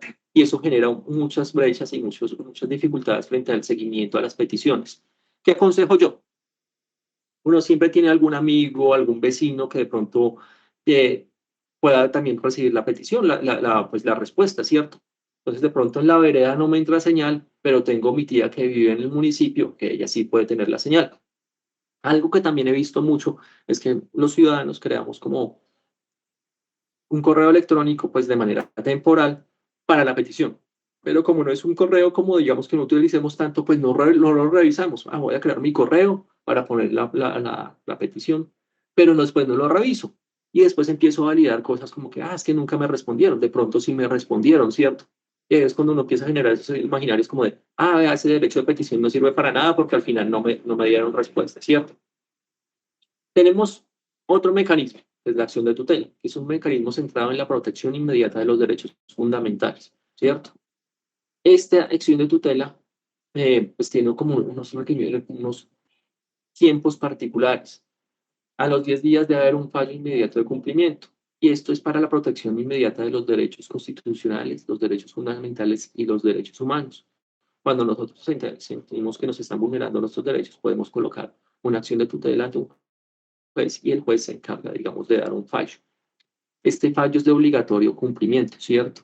Y adicionalmente, pues si no se cumple, el funcionario apenas sale el fallo, tiene 48 horas hábiles para hacer el cumplimiento de este fallo. Si no se cumple en los términos que dice el juez, el funcionario puede tener, pues digamos, sanciones de tipo disciplinario. ¿Listo? Es claro, está ahí. Pero vean que esta acción es muy buena. Y yo creo que yo creo que todos, no hay una sola persona en Colombia que no tenga alguien que no le haya colocado una tutela al sector salud por el incumplimiento pues al servicio de la salud, que no me están dando los medicamentos, que no me están dando las citas, que no me quieren hacer la cirugía. Y creo que la acción de tutela es un mecanismo supremamente útil, supremamente efectivo, pues que, pues digamos, la mayor expresión se da en el sector salud, ¿cierto? Insisto, creería que no hay un colombiano que no tenga un amigo, un conocido, un amigo de un amigo que puso una tutela al sector salud, ¿cierto? Porque hay que también ser consciente, si uno como funcionario y como servidor tiene que ser consciente que hay veces sectores que no funcionan tan bien por las mismas dinámicas del país, por la misma cantidad de recursos, por las mismas brechas de desigualdad. ¿Qué es lo que uno tiene que hacer como servidor? Como generar espacios y mecanismos que permitan solventar y superar esas brechas de desigualdad. ¿A qué le tenemos que apuntar nosotros como servidores públicos? Que algún día haya un servicio de salud que sea eficiente y que de pronto reciba menos tutelas, porque lo mejoramos desde dentro de la estructura. Es más fácil uno cambiar las cosas desde adentro que desde afuera. Listo. Tenemos otros dos mecanismos que con estos vamos a cerrar el día de hoy. La acción popular. Este es un mecanismo que tiene como finalidad evitar cualquier posibilidad de daño, disminuir el peligro, la amenaza o vulneración sobre los derechos o intereses colectivos, o cuando se ha cometido un daño, restituir las cosas a su estado anterior cuando sea posible. En este proceso de investigación de acción popular, yo encontré un ejemplo muy chévere que nos plantean unos compañeros de la personería de Valledupar, si no estoy mal. Planteemos lo siguiente, imagínense que dentro del sector salud están vendiendo medicamentos que no son buenos para la población, ¿cierto? Esos medicamentos son nocivos, nos están dañando el cuerpo, en vez de mejorarnos, nos están enfermando más. Y vean que ya son varias personas las que se están viendo afectadas. Ahí ya se convierte en un grupo que tiene, ya se vuelve un grupo que tiene la misma particularidad y la misma afectación. Es decir, mi salud se está viendo afectada por este medicamento que no cumple con la calidad, ¿cierto? Yo les hablaba ahorita que, digamos, hay veces que uno siente que es solitario, pero al final uno siempre pertenece a algún grupo de interés por algún motivo.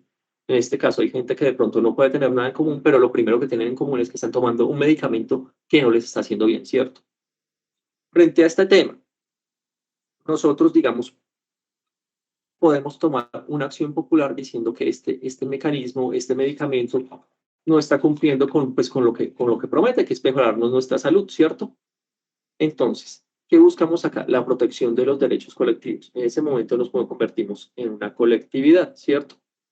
Entonces, ¿qué busca la acción popular?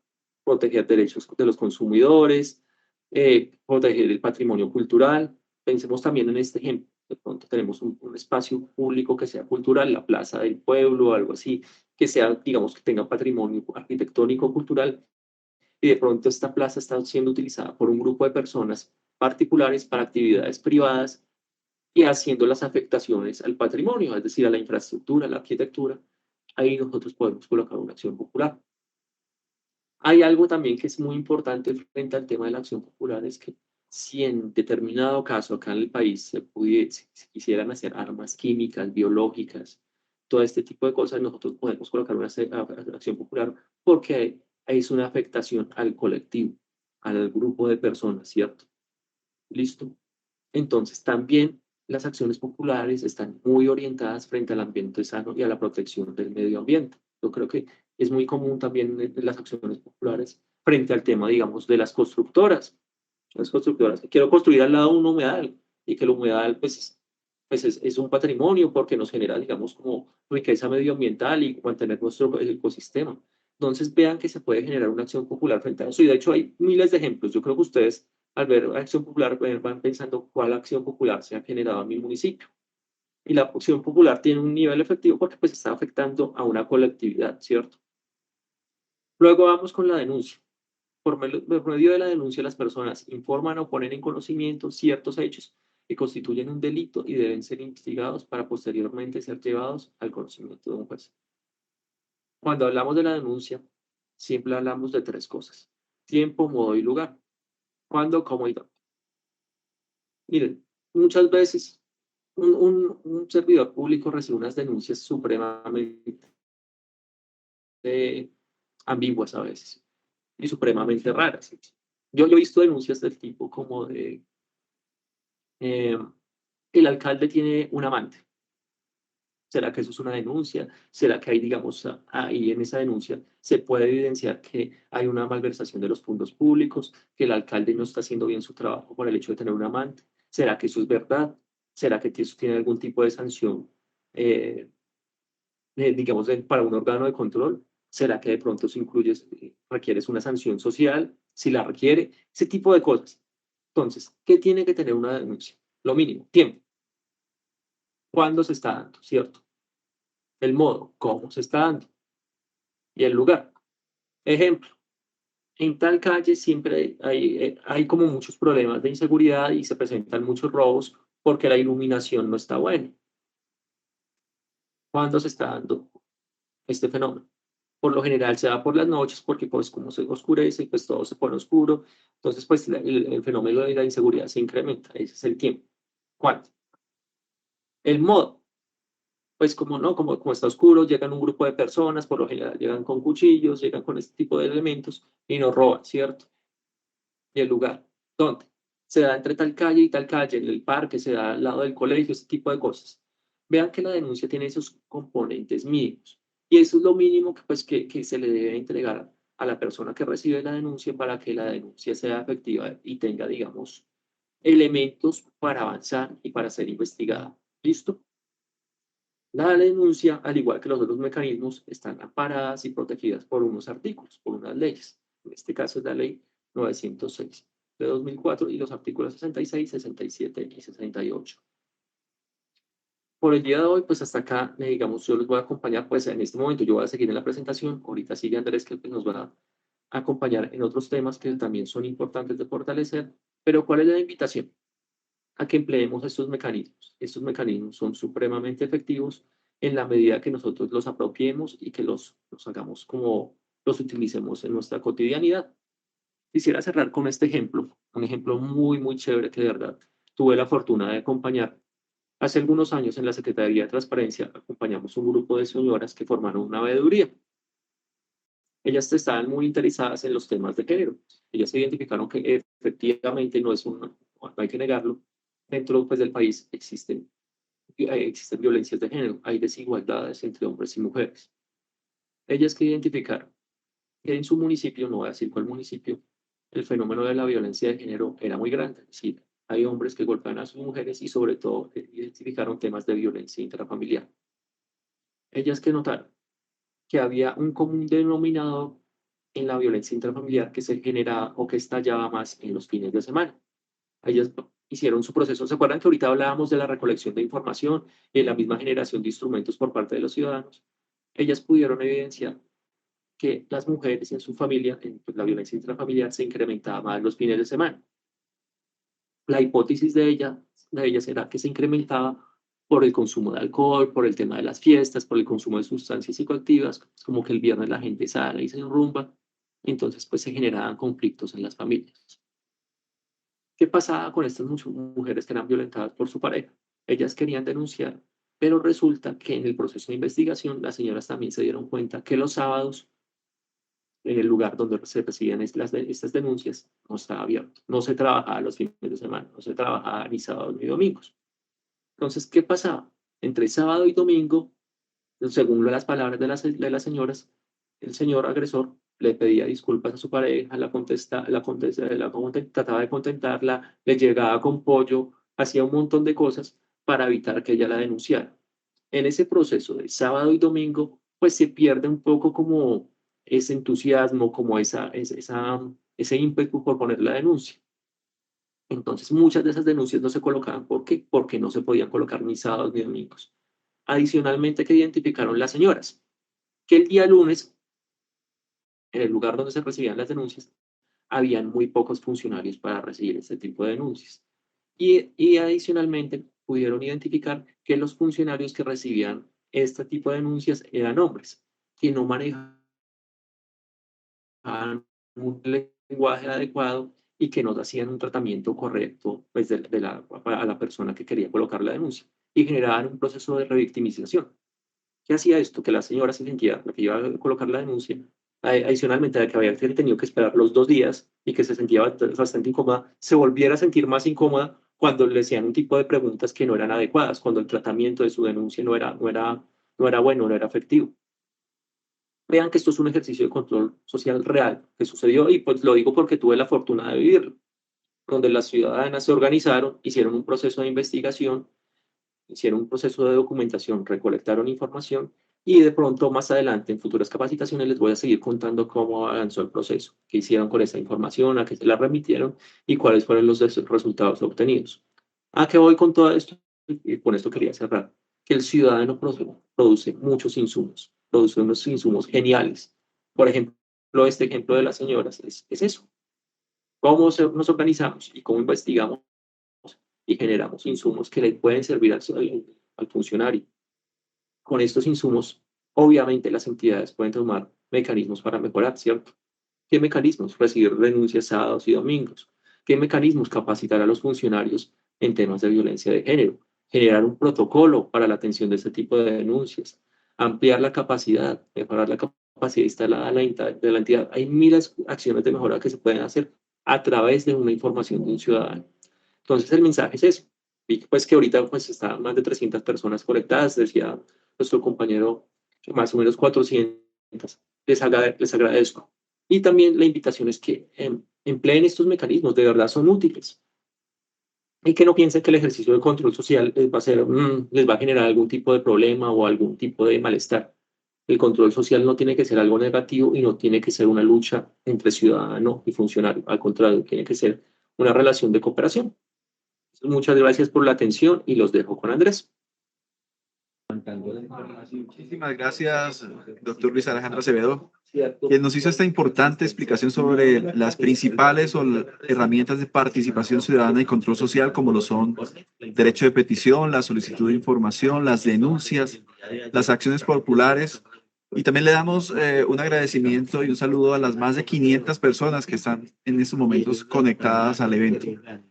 Ahora le damos la bienvenida al doctor Andrés Alvarado, quien nos va a socializar el portal anticorrupción de Colombia, PACO, una importante herramienta realizada desde la Secretaría de Transparencia y que tiene también unos componentes muy importantes para la denuncia ciudadana y para la vigilancia por parte de la ciudadanía. Bienvenido, doctor Andrés. Muchas gracias, Álvaro. Muchas gracias a todos los participantes en este espacio. Y bueno, antes que iniciar con la exposición sobre esta importante herramienta que se ha diseñado desde la Secretaría de Transparencia y desde el Gobierno Nacional, vemos que hay muchas preguntas y preguntas muy importantes e interesantes en el chat, pero por temas de tiempo obviamente no vamos a poder resolverlas aquí.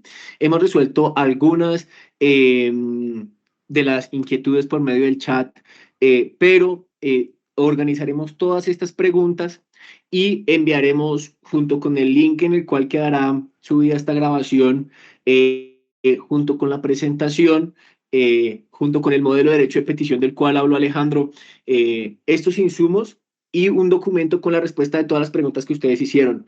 Esto con la intención, pues, de que cuando ustedes todos ya como todos estamos poniendo nuestros datos en el formulario de asistencia, pues todos podamos tener acceso a esta información. Entonces, será clave que por eso también pongamos todos nuestra información completa en el listado de asistencia, con la intención de poder, sobre todo el correo muy claro y muy bien escrito, para poder también responder a esos correos con toda la información que se ha compartido el día de hoy. Ya van a poner nuevamente el link ahí.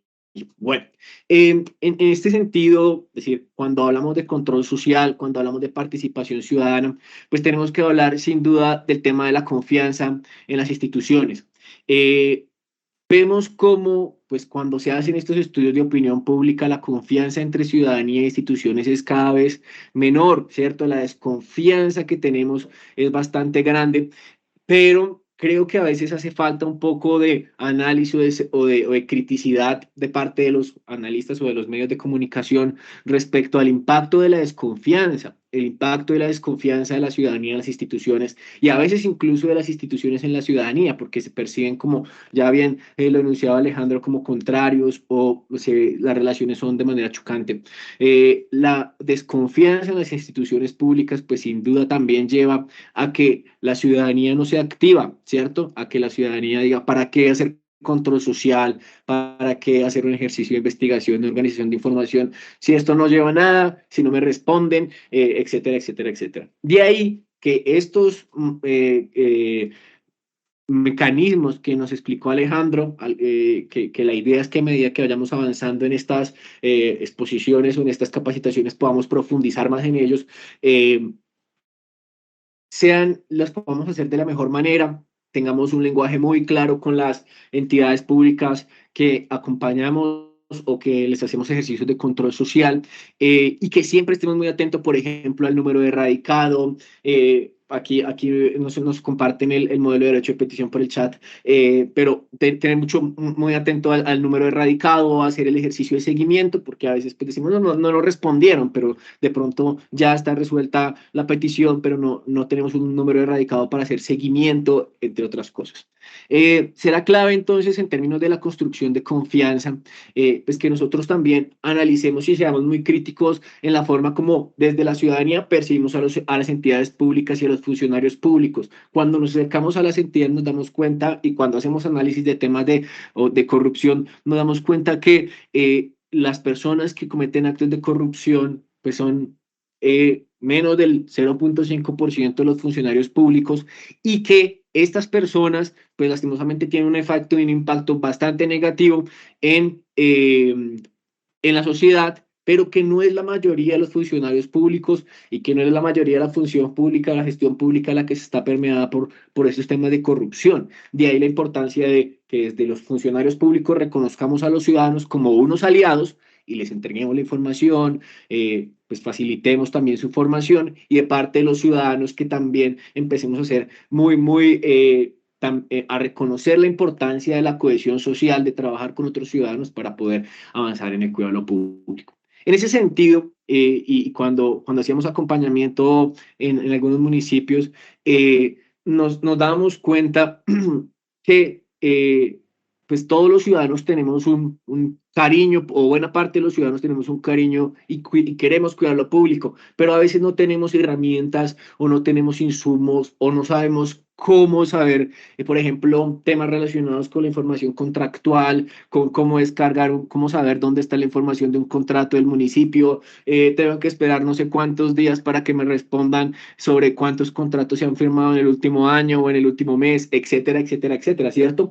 Pero, entre otras cosas, este valor de la información pública, este derecho fundamental y los avances, porque a veces decimos, no, es que los gobiernos no han hecho nada, los funcionarios públicos no han avanzado en nada, pero si nos damos cuenta y vamos un poquito más allá, nos damos cuenta que hay unas herramientas y hay unos avances. Hace unos cuantos años era imposible tener la información actualizada en un sitio web sobre los contratos de los municipios. Hoy en día es una obligación y se tiene que hacer la implementación de estos sistemas de información para que quede la información en esos lugares. Entonces, clave reconocer qué herramientas nos permiten acceder a esta información. Y en ese sentido, pues tenemos el portal Anticorrupción de Colombia, que es lo que vamos a socializar en estos minutos.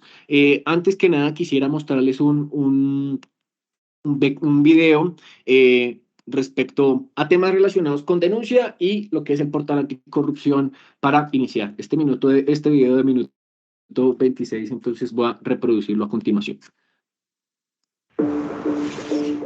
Hola Rita, estoy cansado que hablen de tanta corrupción y la gente no denuncia. Así es, Dani.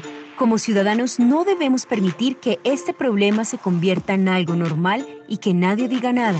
Definitivamente, la corrupción es un mal que permea todas las escalas de nuestra sociedad. Debemos hacer que todos los colombianos sean conscientes del daño. Los corruptos no pueden seguir abusando de su posición. Por eso, denunciar los actos de corrupción es nuestro deber como ciudadanos. ¿Y cómo podemos denunciarlos? Existen varios canales que las entidades del Estado disponen a la ciudadanía.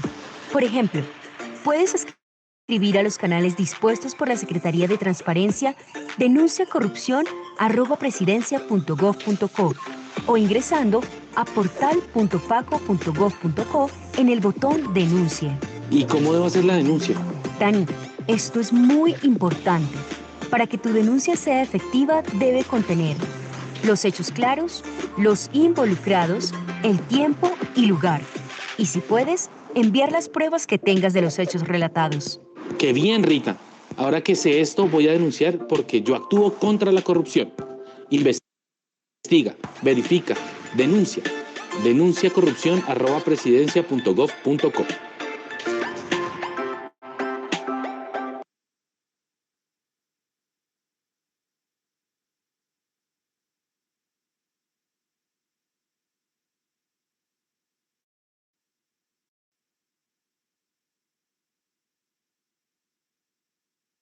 Andrés, el micrófono lo tiene cerrado.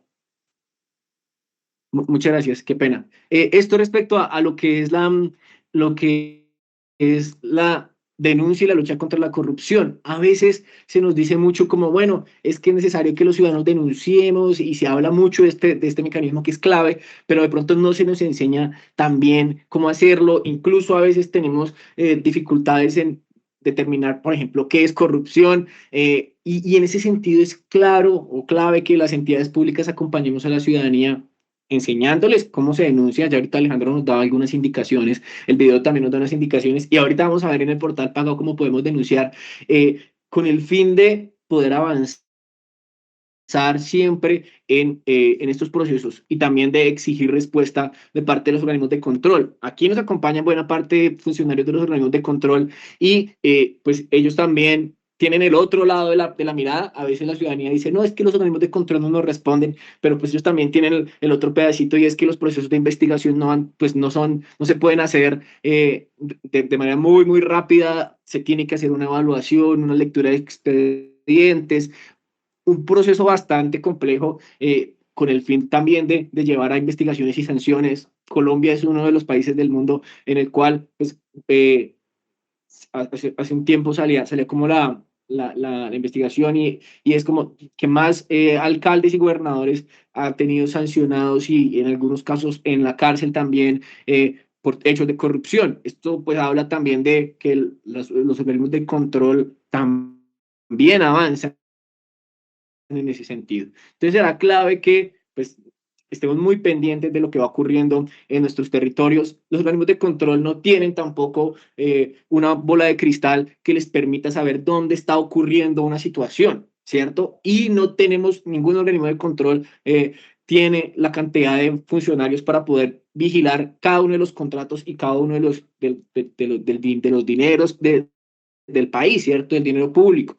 En ese sentido, pues también será clave que los ciudadanos seamos los ojos de esos organismos de control, ¿cierto? Que veamos, que identifiquemos, ¿qué sería lo ideal? Pues hacerle control social a todo. Pero si no le hacemos control social a todo, porque es difícil, porque no tenemos el tiempo, no tenemos quizá los recursos, tenemos que trabajar, subsistir, otras cosas, poder hacerle control social a aquellos aspectos y a aquellos proyectos que en principio más nos competen. El colegio que se está haciendo en el municipio, la cancha del municipio, la vía que están arreglando, que pasa cerca a mi casa. Que empecemos por esos ejercicios, por esos proyectos para hacer ejercicios de control social, con la intención de que los recursos públicos pues sean bien administrados, ¿cierto? Y en caso de que veamos que no, pues avanzar en la información de estos aspectos a los organismos de control. Para que esto se dé bien, pues tenemos que tener información, ¿cierto? Como ya lo decía Alejandro, aspecto clave. Entonces, el portal anticorrupción de Colombia, que es portal.paco.gov.co, ahorita alguien lo pondrá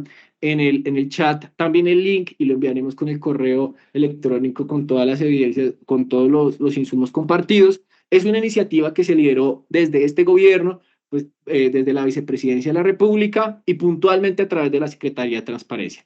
¿Qué es lo que quiere hacer? Analizar el fenómeno de la corrupción y recoger también buena parte de la información que se nos allega desde distintas entidades, con el fin de prevenir la corrupción, ¿cierto? Si bien están los organismos de control que lo que hacen es también previenen, pero en buenos sentidos también lo que hacen es investigar y sancionar, la Secretaría de Transparencia se la juega también un poco más por el tema de la prevención de la corrupción, ¿cierto? Entonces, cuando tenemos información sobre los proyectos de nuestro municipio, de los proyectos del departamento, y podemos tener pues, conocimiento de ello, podremos también prevenir la corrupción, ¿cierto? Que decimos, no, es que aquí aparece que tiene un 80% de cumplimiento y yo estoy viendo la obra de mi municipio y apenas hay una base o no hay nada. Entonces, si no hay consistencia entre una información y otra, pues puedo de una vez hacer el ejercicio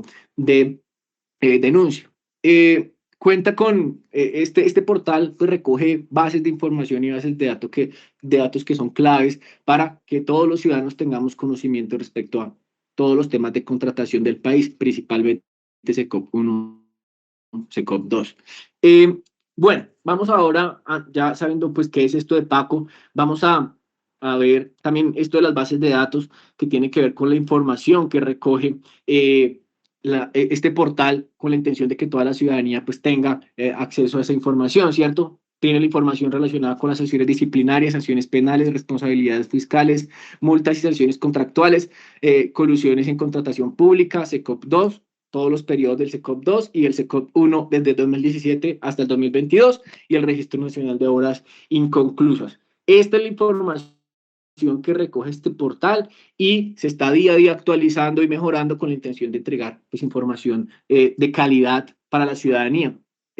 en principio, desde el año pasado que salió, pues ya hemos tenido bastantes ciudadanos que están participando y ojalá podamos ver después de esta capacitación, pues un aumento en los ingresos de parte también de las ciudadanías en todos los territorios del país, ¿cierto? Bien, cuando entramos a Paco, podemos revisar buena parte de información. Aquí vemos una pequeña nota que me parece importante que la leamos, y es que las fuentes de Paco están en constante actualización y revisión con el fin de garantizar la idoneidad de los datos, ¿cierto? Esta información corresponde a información pública, ¿cierto? Aquí, y eso es lo interesante y los avances significativos que hemos tenido como país, y es que buena parte o casi toda la información relacionada con contratos es pública, ¿cierto?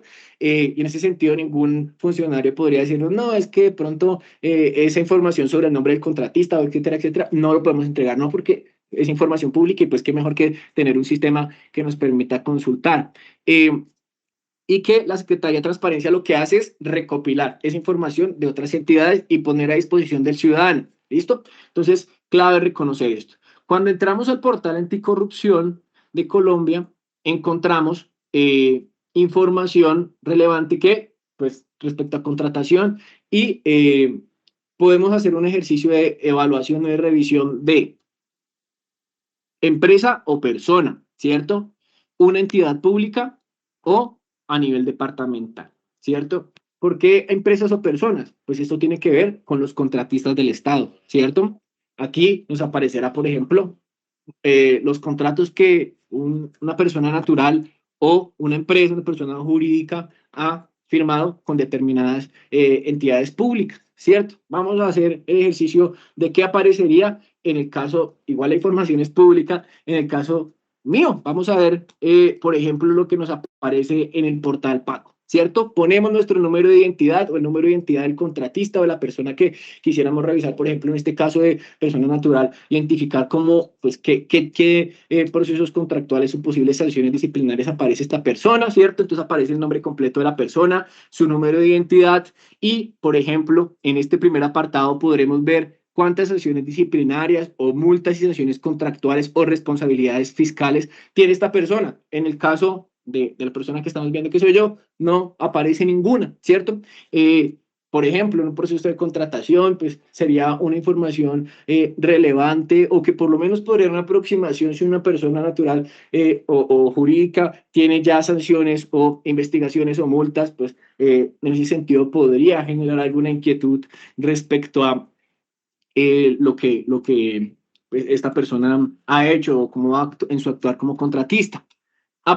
Podemos ver unos reportes generales, y estos reportes se pueden ver a partir del 2017 hasta el 2022. Podemos ver el reporte por año o también podemos ver el reporte ya general. Por ejemplo, en este año el contratista tiene ha firmado 2 contratos, pero la idea, y aquí vemos la información, por ejemplo, el monto, objeto contractual, la entidad, la fecha de inicio, fecha de terminación y el departamento donde se está implementando esta información. Entidades con mayor número de contratos adjudicados discriminados por número de procesos, departamento y municipio. Esto aparecerá ahorita que lo vamos a ver en el otro aspecto. Y finalmente nos permite ver unos reportes exploratorios respecto al SECOP, reportes de número de contratos firmados por el mes, pues que en este caso, al ser una persona natural que no ha tenido muchos contratos, pues en este sentido, pues la gráfica no mostrará tanta información, como ya lo vamos a ver ahorita con el tema de entidades, y la cantidad y el número de contratos por año. Esto en términos de que de pronto estamos haciendo un ejercicio de identificación de persona natural respecto a los procesos de contratación con lo público que se ha tenido durante este año o durante determinado año, ¿cierto? Cuando ya vemos, yo acompaño durante este año la alcaldía del municipio de Puerto Lleras Meta, una de las alcaldías que yo estoy acompañando durante este año en el trabajo de la Secretaría de Transparencia. Podemos ver como segundo aspecto el reporte de entidad. Entonces aquí en nuestro buscador ponemos el nombre de la entidad, ¿cierto? Meta, Alcaldía del Municipio de Puerto Lleras, ¿cierto? En este sentido, por ejemplo, vemos lo mismo, el reporte general en el cual aparecen los contratos más cuantiosos, ¿cierto? Aparece, por ejemplo, este objeto de contrato de mejoramiento de la vía terciaria, el monto del contrato, el contratista, la fecha del departamento. Entonces, bueno, a veces alguien puede decir, no, Andrés, pero con esta información pues no es suficiente. Entonces, qué bueno, y vea los avances también, repito, en términos de transparencia que se ha dado en el país, que le damos clic aquí en la parte de detalles, vemos los detalles, el NIT, podemos a partir de este NIT, por ejemplo, hacer el análisis de esta unión temporal, a ver qué otros contratos tiene, cómo le ha ido, si tiene algún proceso de sanción. Y lo más importante de este aspecto de detalles es que nos permite ir a la página donde está toda la información de este contrato, que para esta situación es el SECOP 1. Aparece, seguramente los que están por ahí viéndolo en celular les queda un poco pequeño, pero bueno, lo importante es que sepamos más o menos cómo manejarlo. Aparece toda la información de este contrato, ¿cierto? El tipo de proceso, régimen de contratación, etcétera, etcétera, el detalle, el objeto, la cuantía a pagar, el municipio, ¿cierto? La fecha y hora de apertura del proceso, fecha y hora del cierre del proceso, bueno, en términos también pues, del estado del contrato celebrado, ¿cierto? El nombre del representante legal, su número de cédula, toda esta información que es de carácter público, la fuente de financiación, para este caso el Sistema General de Regalías, y toda la información, todos los PDFs de las sesiones que se han tenido en el proceso desde la adjudicación hasta la implementación del contrato. Todas las actas, todos los documentos están aquí. Entonces, qué mejor que si estamos haciendo un análisis de un proyecto en nuestro municipio, pues tenemos aquí buena parte de los insumos que de pronto por medio de derecho de petición tendríamos, o de solicitud de información tendríamos que pedir a la alcaldía. Ya está toda la información publicada y abierta. Entonces podemos ir avanzando en ese proceso, ¿cierto? Listo. Eso en términos de ver el detalle. Pero también, por ejemplo, qué mejor que uno diga, vea, es que quiero saber en mi municipio cuántos contratos se han adjudicado este año y para qué. Porque eso podría, de pronto uno dice, no, es que no sabemos tan bien desde la alcaldía qué está pasando. Pues, qué mejor que poder hacer la revisión, por ejemplo, en este caso, de los contratos que se han adjudicado durante este año, ¿sí? Y hacer el mismo ejercicio, ver quién es la persona, ver qué es lo que se está haciendo, de pronto algo tiene que ver con mi barrio, mi municipio, ¿cierto? Y poder, pues, identificar y verificar también bien, bueno, qué es lo que está pasando, ¿sí? Aquí estamos viendo el año 2022, ¿cierto? Vemos que celebrados tenemos 91 contratos y convocados tenemos en este momento para este municipio 8 contratos, ¿cierto? Aparece en el número de contratos celebrados por mes, ¿cierto? La cuantía y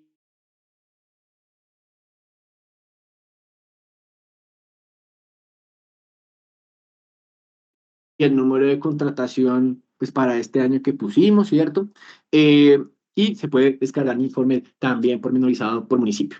Bueno, esto respecto a la entidad. También podemos hacer un ejercicio de revisión, por ejemplo, para este caso, en los municipios PEDET, ¿cierto? ¿Cuáles son los municipios PEDET? En los cuales hay planes de desarrollo con enfoque territorial, que son los municipios que se priorizaron por medio del acuerdo de paz, como los municipios que principalmente han tenido mayor afectación por el conflicto armado. Entonces, estos municipios tienen en términos de buscar equilibrar también el desarrollo de las regiones, estos municipios normalmente están menos desarrollados que otros municipios, pues se crearon estos planes de desarrollo con enfoque territorial. Aquí podemos ver, por ejemplo, las subregiones PEDET y una vez veamos, por ejemplo, para este caso, miremos sur del Tolima, veamos el municipio de Ataco.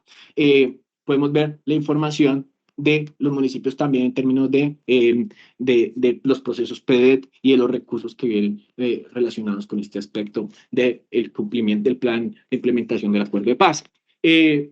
También podemos ver el reporte de la información o las entidades de salud y también que se ha venido avanzando durante este año el reporte sobre convenios interadministrativos y contratación electoral en tiempos también electorales. Entonces, clave también revisar esta información, reconocer que esta información está aquí, decir, sin duda el portal anticorrupción de Colombia pues tiene muchísima información que lo ideal es que ustedes puedan sí, cacharrearle, por así decirlo, puedan ustedes avanzar, identificar, ver qué le puede ser útil, vigilar también a partir de estos modelos el municipio, ¿cierto? A veces hay distintas formas de hacer la veeduría ciudadana, ¿cierto? Por ahí nos ponían un comentario de que ojalá que pudiésemos hablar sobre veeduría ciudadana en una próxima situación, y creo que será clave, pero por ejemplo, pasar de pronto de estas situaciones de veedores ciudadanos enfrentándose voz a voz con alcaldes o con funcionarios públicos a pasar de veedores ciudadanos que identifican por medio de estos sistemas de información los procesos y que dicen, bueno, aquí dice que vamos en tal porcentaje de avance y vamos y hacemos la visita como veeduría. Bueno, primero consolidamos nuestra veeduría ante personería y después vamos y hacemos el ejercicio de visita a tal proyecto a ver si es cierto lo que están diciendo aquí, conozcamos presentémonosle al contratista y tengamos también, pidámosles una audiencia, o pidámosles algún tipo de rendición de cuentas, etcétera, etcétera, etcétera, ¿cierto? Pasar de pronto de unos ejercicios de veeduría de antes, pues desde las medidas que tenía antes, a unas veedurías que hagan uso también de estos modelos de información, que creo que es un aspecto clave. Además de estos reportes que ya revisamos de contratista, entidad departamental, nacional y sectoriales, podemos o tenemos un mapa de noticias de corrupción, ¿sí? Se hace un monitoreo de medios de parte de la Secretaría de Transparencia con el fin de recoger bases de datos en las cuales aparezcan las noticias de corrupción. Esto no quiere decir que, por ejemplo, veamos aquí Boyacá, tiene 56 noticias y miremos por aquí Putumayo, Nariño, tiene 20 noticias, entonces no quiere decir que entonces en Nariño haya menos corrupción que en Boyacá. Eso no es así, sino la forma, o lo importante aquí es la forma en cómo los medios están también identificando los casos de corrupción y están avanzando. Entonces tenemos este mapa interactivo en el cual ustedes pueden revisar su departamento, ¿cierto? Y tenemos unos formatos en PDF y en formato abierto con la intención de que ustedes puedan hacer el análisis de esta información. Ustedes le van a dar clic en el formato PDF o en el formato abierto según sea el caso y según sea el año en el que ustedes quieren verlo y se descargará este documento y la idea es que ustedes puedan ahí filtrar por su departamento, ver si en su municipio hay algún caso de corrupción, pero este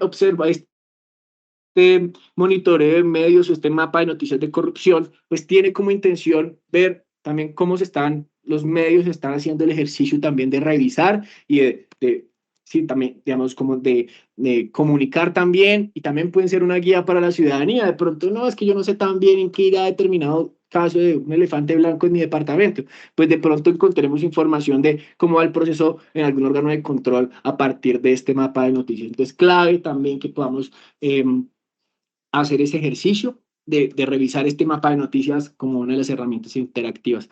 También la Secretaría de Transparencia construye unos índices. La idea es que, pues esto es más de resorte de pronto de las entidades, pero pues que podamos revisar de parte de los funcionarios públicos y de las entidades, por ejemplo, el INAC, que recoge buena parte de los índices de prevención de la corrupción de parte de las entidades públicas y poder pues también identificar este aspecto. Avanzaré para el siguiente punto, dado que, repito, tienen un poco más de resorte de parte de los funcionarios públicos. Formulario de denuncia. Resulta que la Secretaría de Transparencia, si bien no es un órgano de control, tiene vocación y tiene un equipo que acompaña las denuncias de la ciudadanía en hechos, pues sobre todo de denuncias de hechos de corrupción. Entonces, por eso tenemos en nuestro portal PACO y a partir del denuncia corrupción @presidencia, que lo vimos en el video que compartí al principio, una herramienta que facilita o mejor, un equipo que analiza las denuncias y acompaña las denuncias de los ciudadanos, pregunta a los organismos de control, bueno, ¿cómo va la respuesta de esto? Está muy atento y tiene también como un proceso de identificación también de casos y análisis de casos. Entonces, este grupo de denuncias acompaña estos procesos, ¿cierto? Repito, no es un grupo que investiga, sino que acompaña esos procesos. Entonces, en ese sentido, recibimos estas denuncias y hacemos el trámite a los determinados organismos de control. Si conoces algún acto de corrupción, utiliza este formulario. Entonces, ¿qué teníamos que hacer? Portalpaco.gov.co y aquí en denuncia, ¿cierto? Bueno, la Secretaría de Transparencia puede ayudarte con tu reporte. Informa por este medio los hechos de los que tienes conocimientos y que consideran atentan contra la moralidad administrativa, ¿cierto? Contra lo público y un equipo de profesionales se encargará de analizar tu reporte y remitir la información a la autoridad competente, ¿cierto? Eso es lo que hacemos como Secretaría de Transparencia, acompañar esos procesos y pues identificar y también en dados casos o en casos también estratégicos, pues hacer un seguimiento todavía más exhaustivo de parte, pues con el fin de evitar el daño hacia lo público. ¿Qué es un reporte efectivo? Ya Alejandro lo decía más o menos, pero hagamos no está de más. Aquel que permite identificar de manera clara los implicados en el posible hecho de corrupción. En lo posible se deben reportar, ojalá, nombres completos, números de identificación si se conoce, cargos, entidades y lugar donde ocurrieron los hechos. Realizar una descripción detallada, ¿cierto? Toda la información que ustedes puedan remitir de la manera más detallada posible. Nos permitirá tener, y de que ustedes sean también pues testigos, ¿cierto? No, es que me contó mi vecino, que dijo el alcalde, que dijo la señora, sino que ustedes tengan también pues todo conocimiento y puedan tener también trazabilidad de los mismos, ¿cierto? Obtener una descripción precisa del evento, involucrados, características y demás aspectos relevantes. Se debe adjuntar pruebas o soportes en el caso de que se tengan, ¿cierto? Ojalá 7 y 10 en caso de que se tengan. En el botón adjunte sus evidencias de este formulario que ya veremos. Las pruebas son un insumo valioso para tener un entendimiento mucho más profundo por parte de los funcionarios encargados de analizar la información reportada y también pues para pues poder avanzar en las respuestas a este tipo de solicitudes y denuncias. Nota, la información que tenemos, como ya lo decíamos, se analiza por el equipo y se traslada a la autoridad competente para que le dé trámite correspondiente. Una vez radicada ante la autoridad, se atenderá para todos los efectos legales que el reporte pues, ya ha sido presentado. Bueno, tenemos entonces, bueno, si quieres aquí, Paco es un canal seguro para que los colombianos hagan llegar la información relacionada con posibles hechos de corrupción, del que tengan conocimiento, pues el nivel de detalle que consideren. Entonces podemos hacer pues también como denuncia como persona natural, jurídica y anónima, y pues qué importante darle clic aquí y ver que aparece este formulario de diligenciamiento del reporte, ¿cierto? Ponemos toda nuestra información aquí, ¿cierto? Los datos del reporte, ¿cierto? La fecha en la que ocurrieron los hechos, hora de los hechos, si es el caso. Ustedes han presentado este reporte ante alguna otra entidad pública, entonces uno pone aquí el número de radicado, pues también con la intención de que puedan hacer seguimiento desde el GRAP. Implicados, descripción de los hechos y adjuntar las evidencias, ¿cierto? Adjuntar las evidencias también será clave aquí. Bueno, esto en términos de que seamos, pues, de que queramos hacerlo como persona natural y que no queramos anonimizar esta solicitud, pero si queremos anonimizarla, entonces ponemos el correo electrónico, si es el caso, así como nos decía Alejandro, bueno, creamos un correo electrónico para hacerle seguimiento a si no queremos que tenga ningún tipo, pues nadie tenga acceso a nuestra información, creamos un correo electrónico para esta solicitud o para esta denuncia, lo ponemos aquí y hacemos el mismo proceso de la denuncia de los hechos, ¿cierto? Reconocemos, y eso es un avance también significativo como Estado, que las situaciones de seguridad del país, en algunos lugares del país es bastante compleja y que, pues, qué mejor que la ciudadanía tenga la posibilidad de denunciar de manera anónima, ¿cierto? Entonces, claro, y clave aquí poner la denuncia pues con todos los hechos y con todas las evidencias con el fin de poder hacer este ejercicio, ¿cierto? Bueno, y pues también igual aquí como persona jurídica, si queremos hacer un reporte en nombre de una persona jurídica. Eso respecto al tema de denuncia.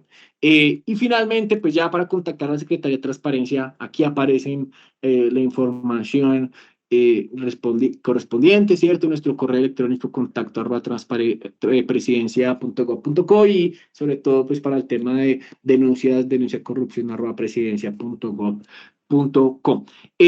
Bueno, creo que esa era la información.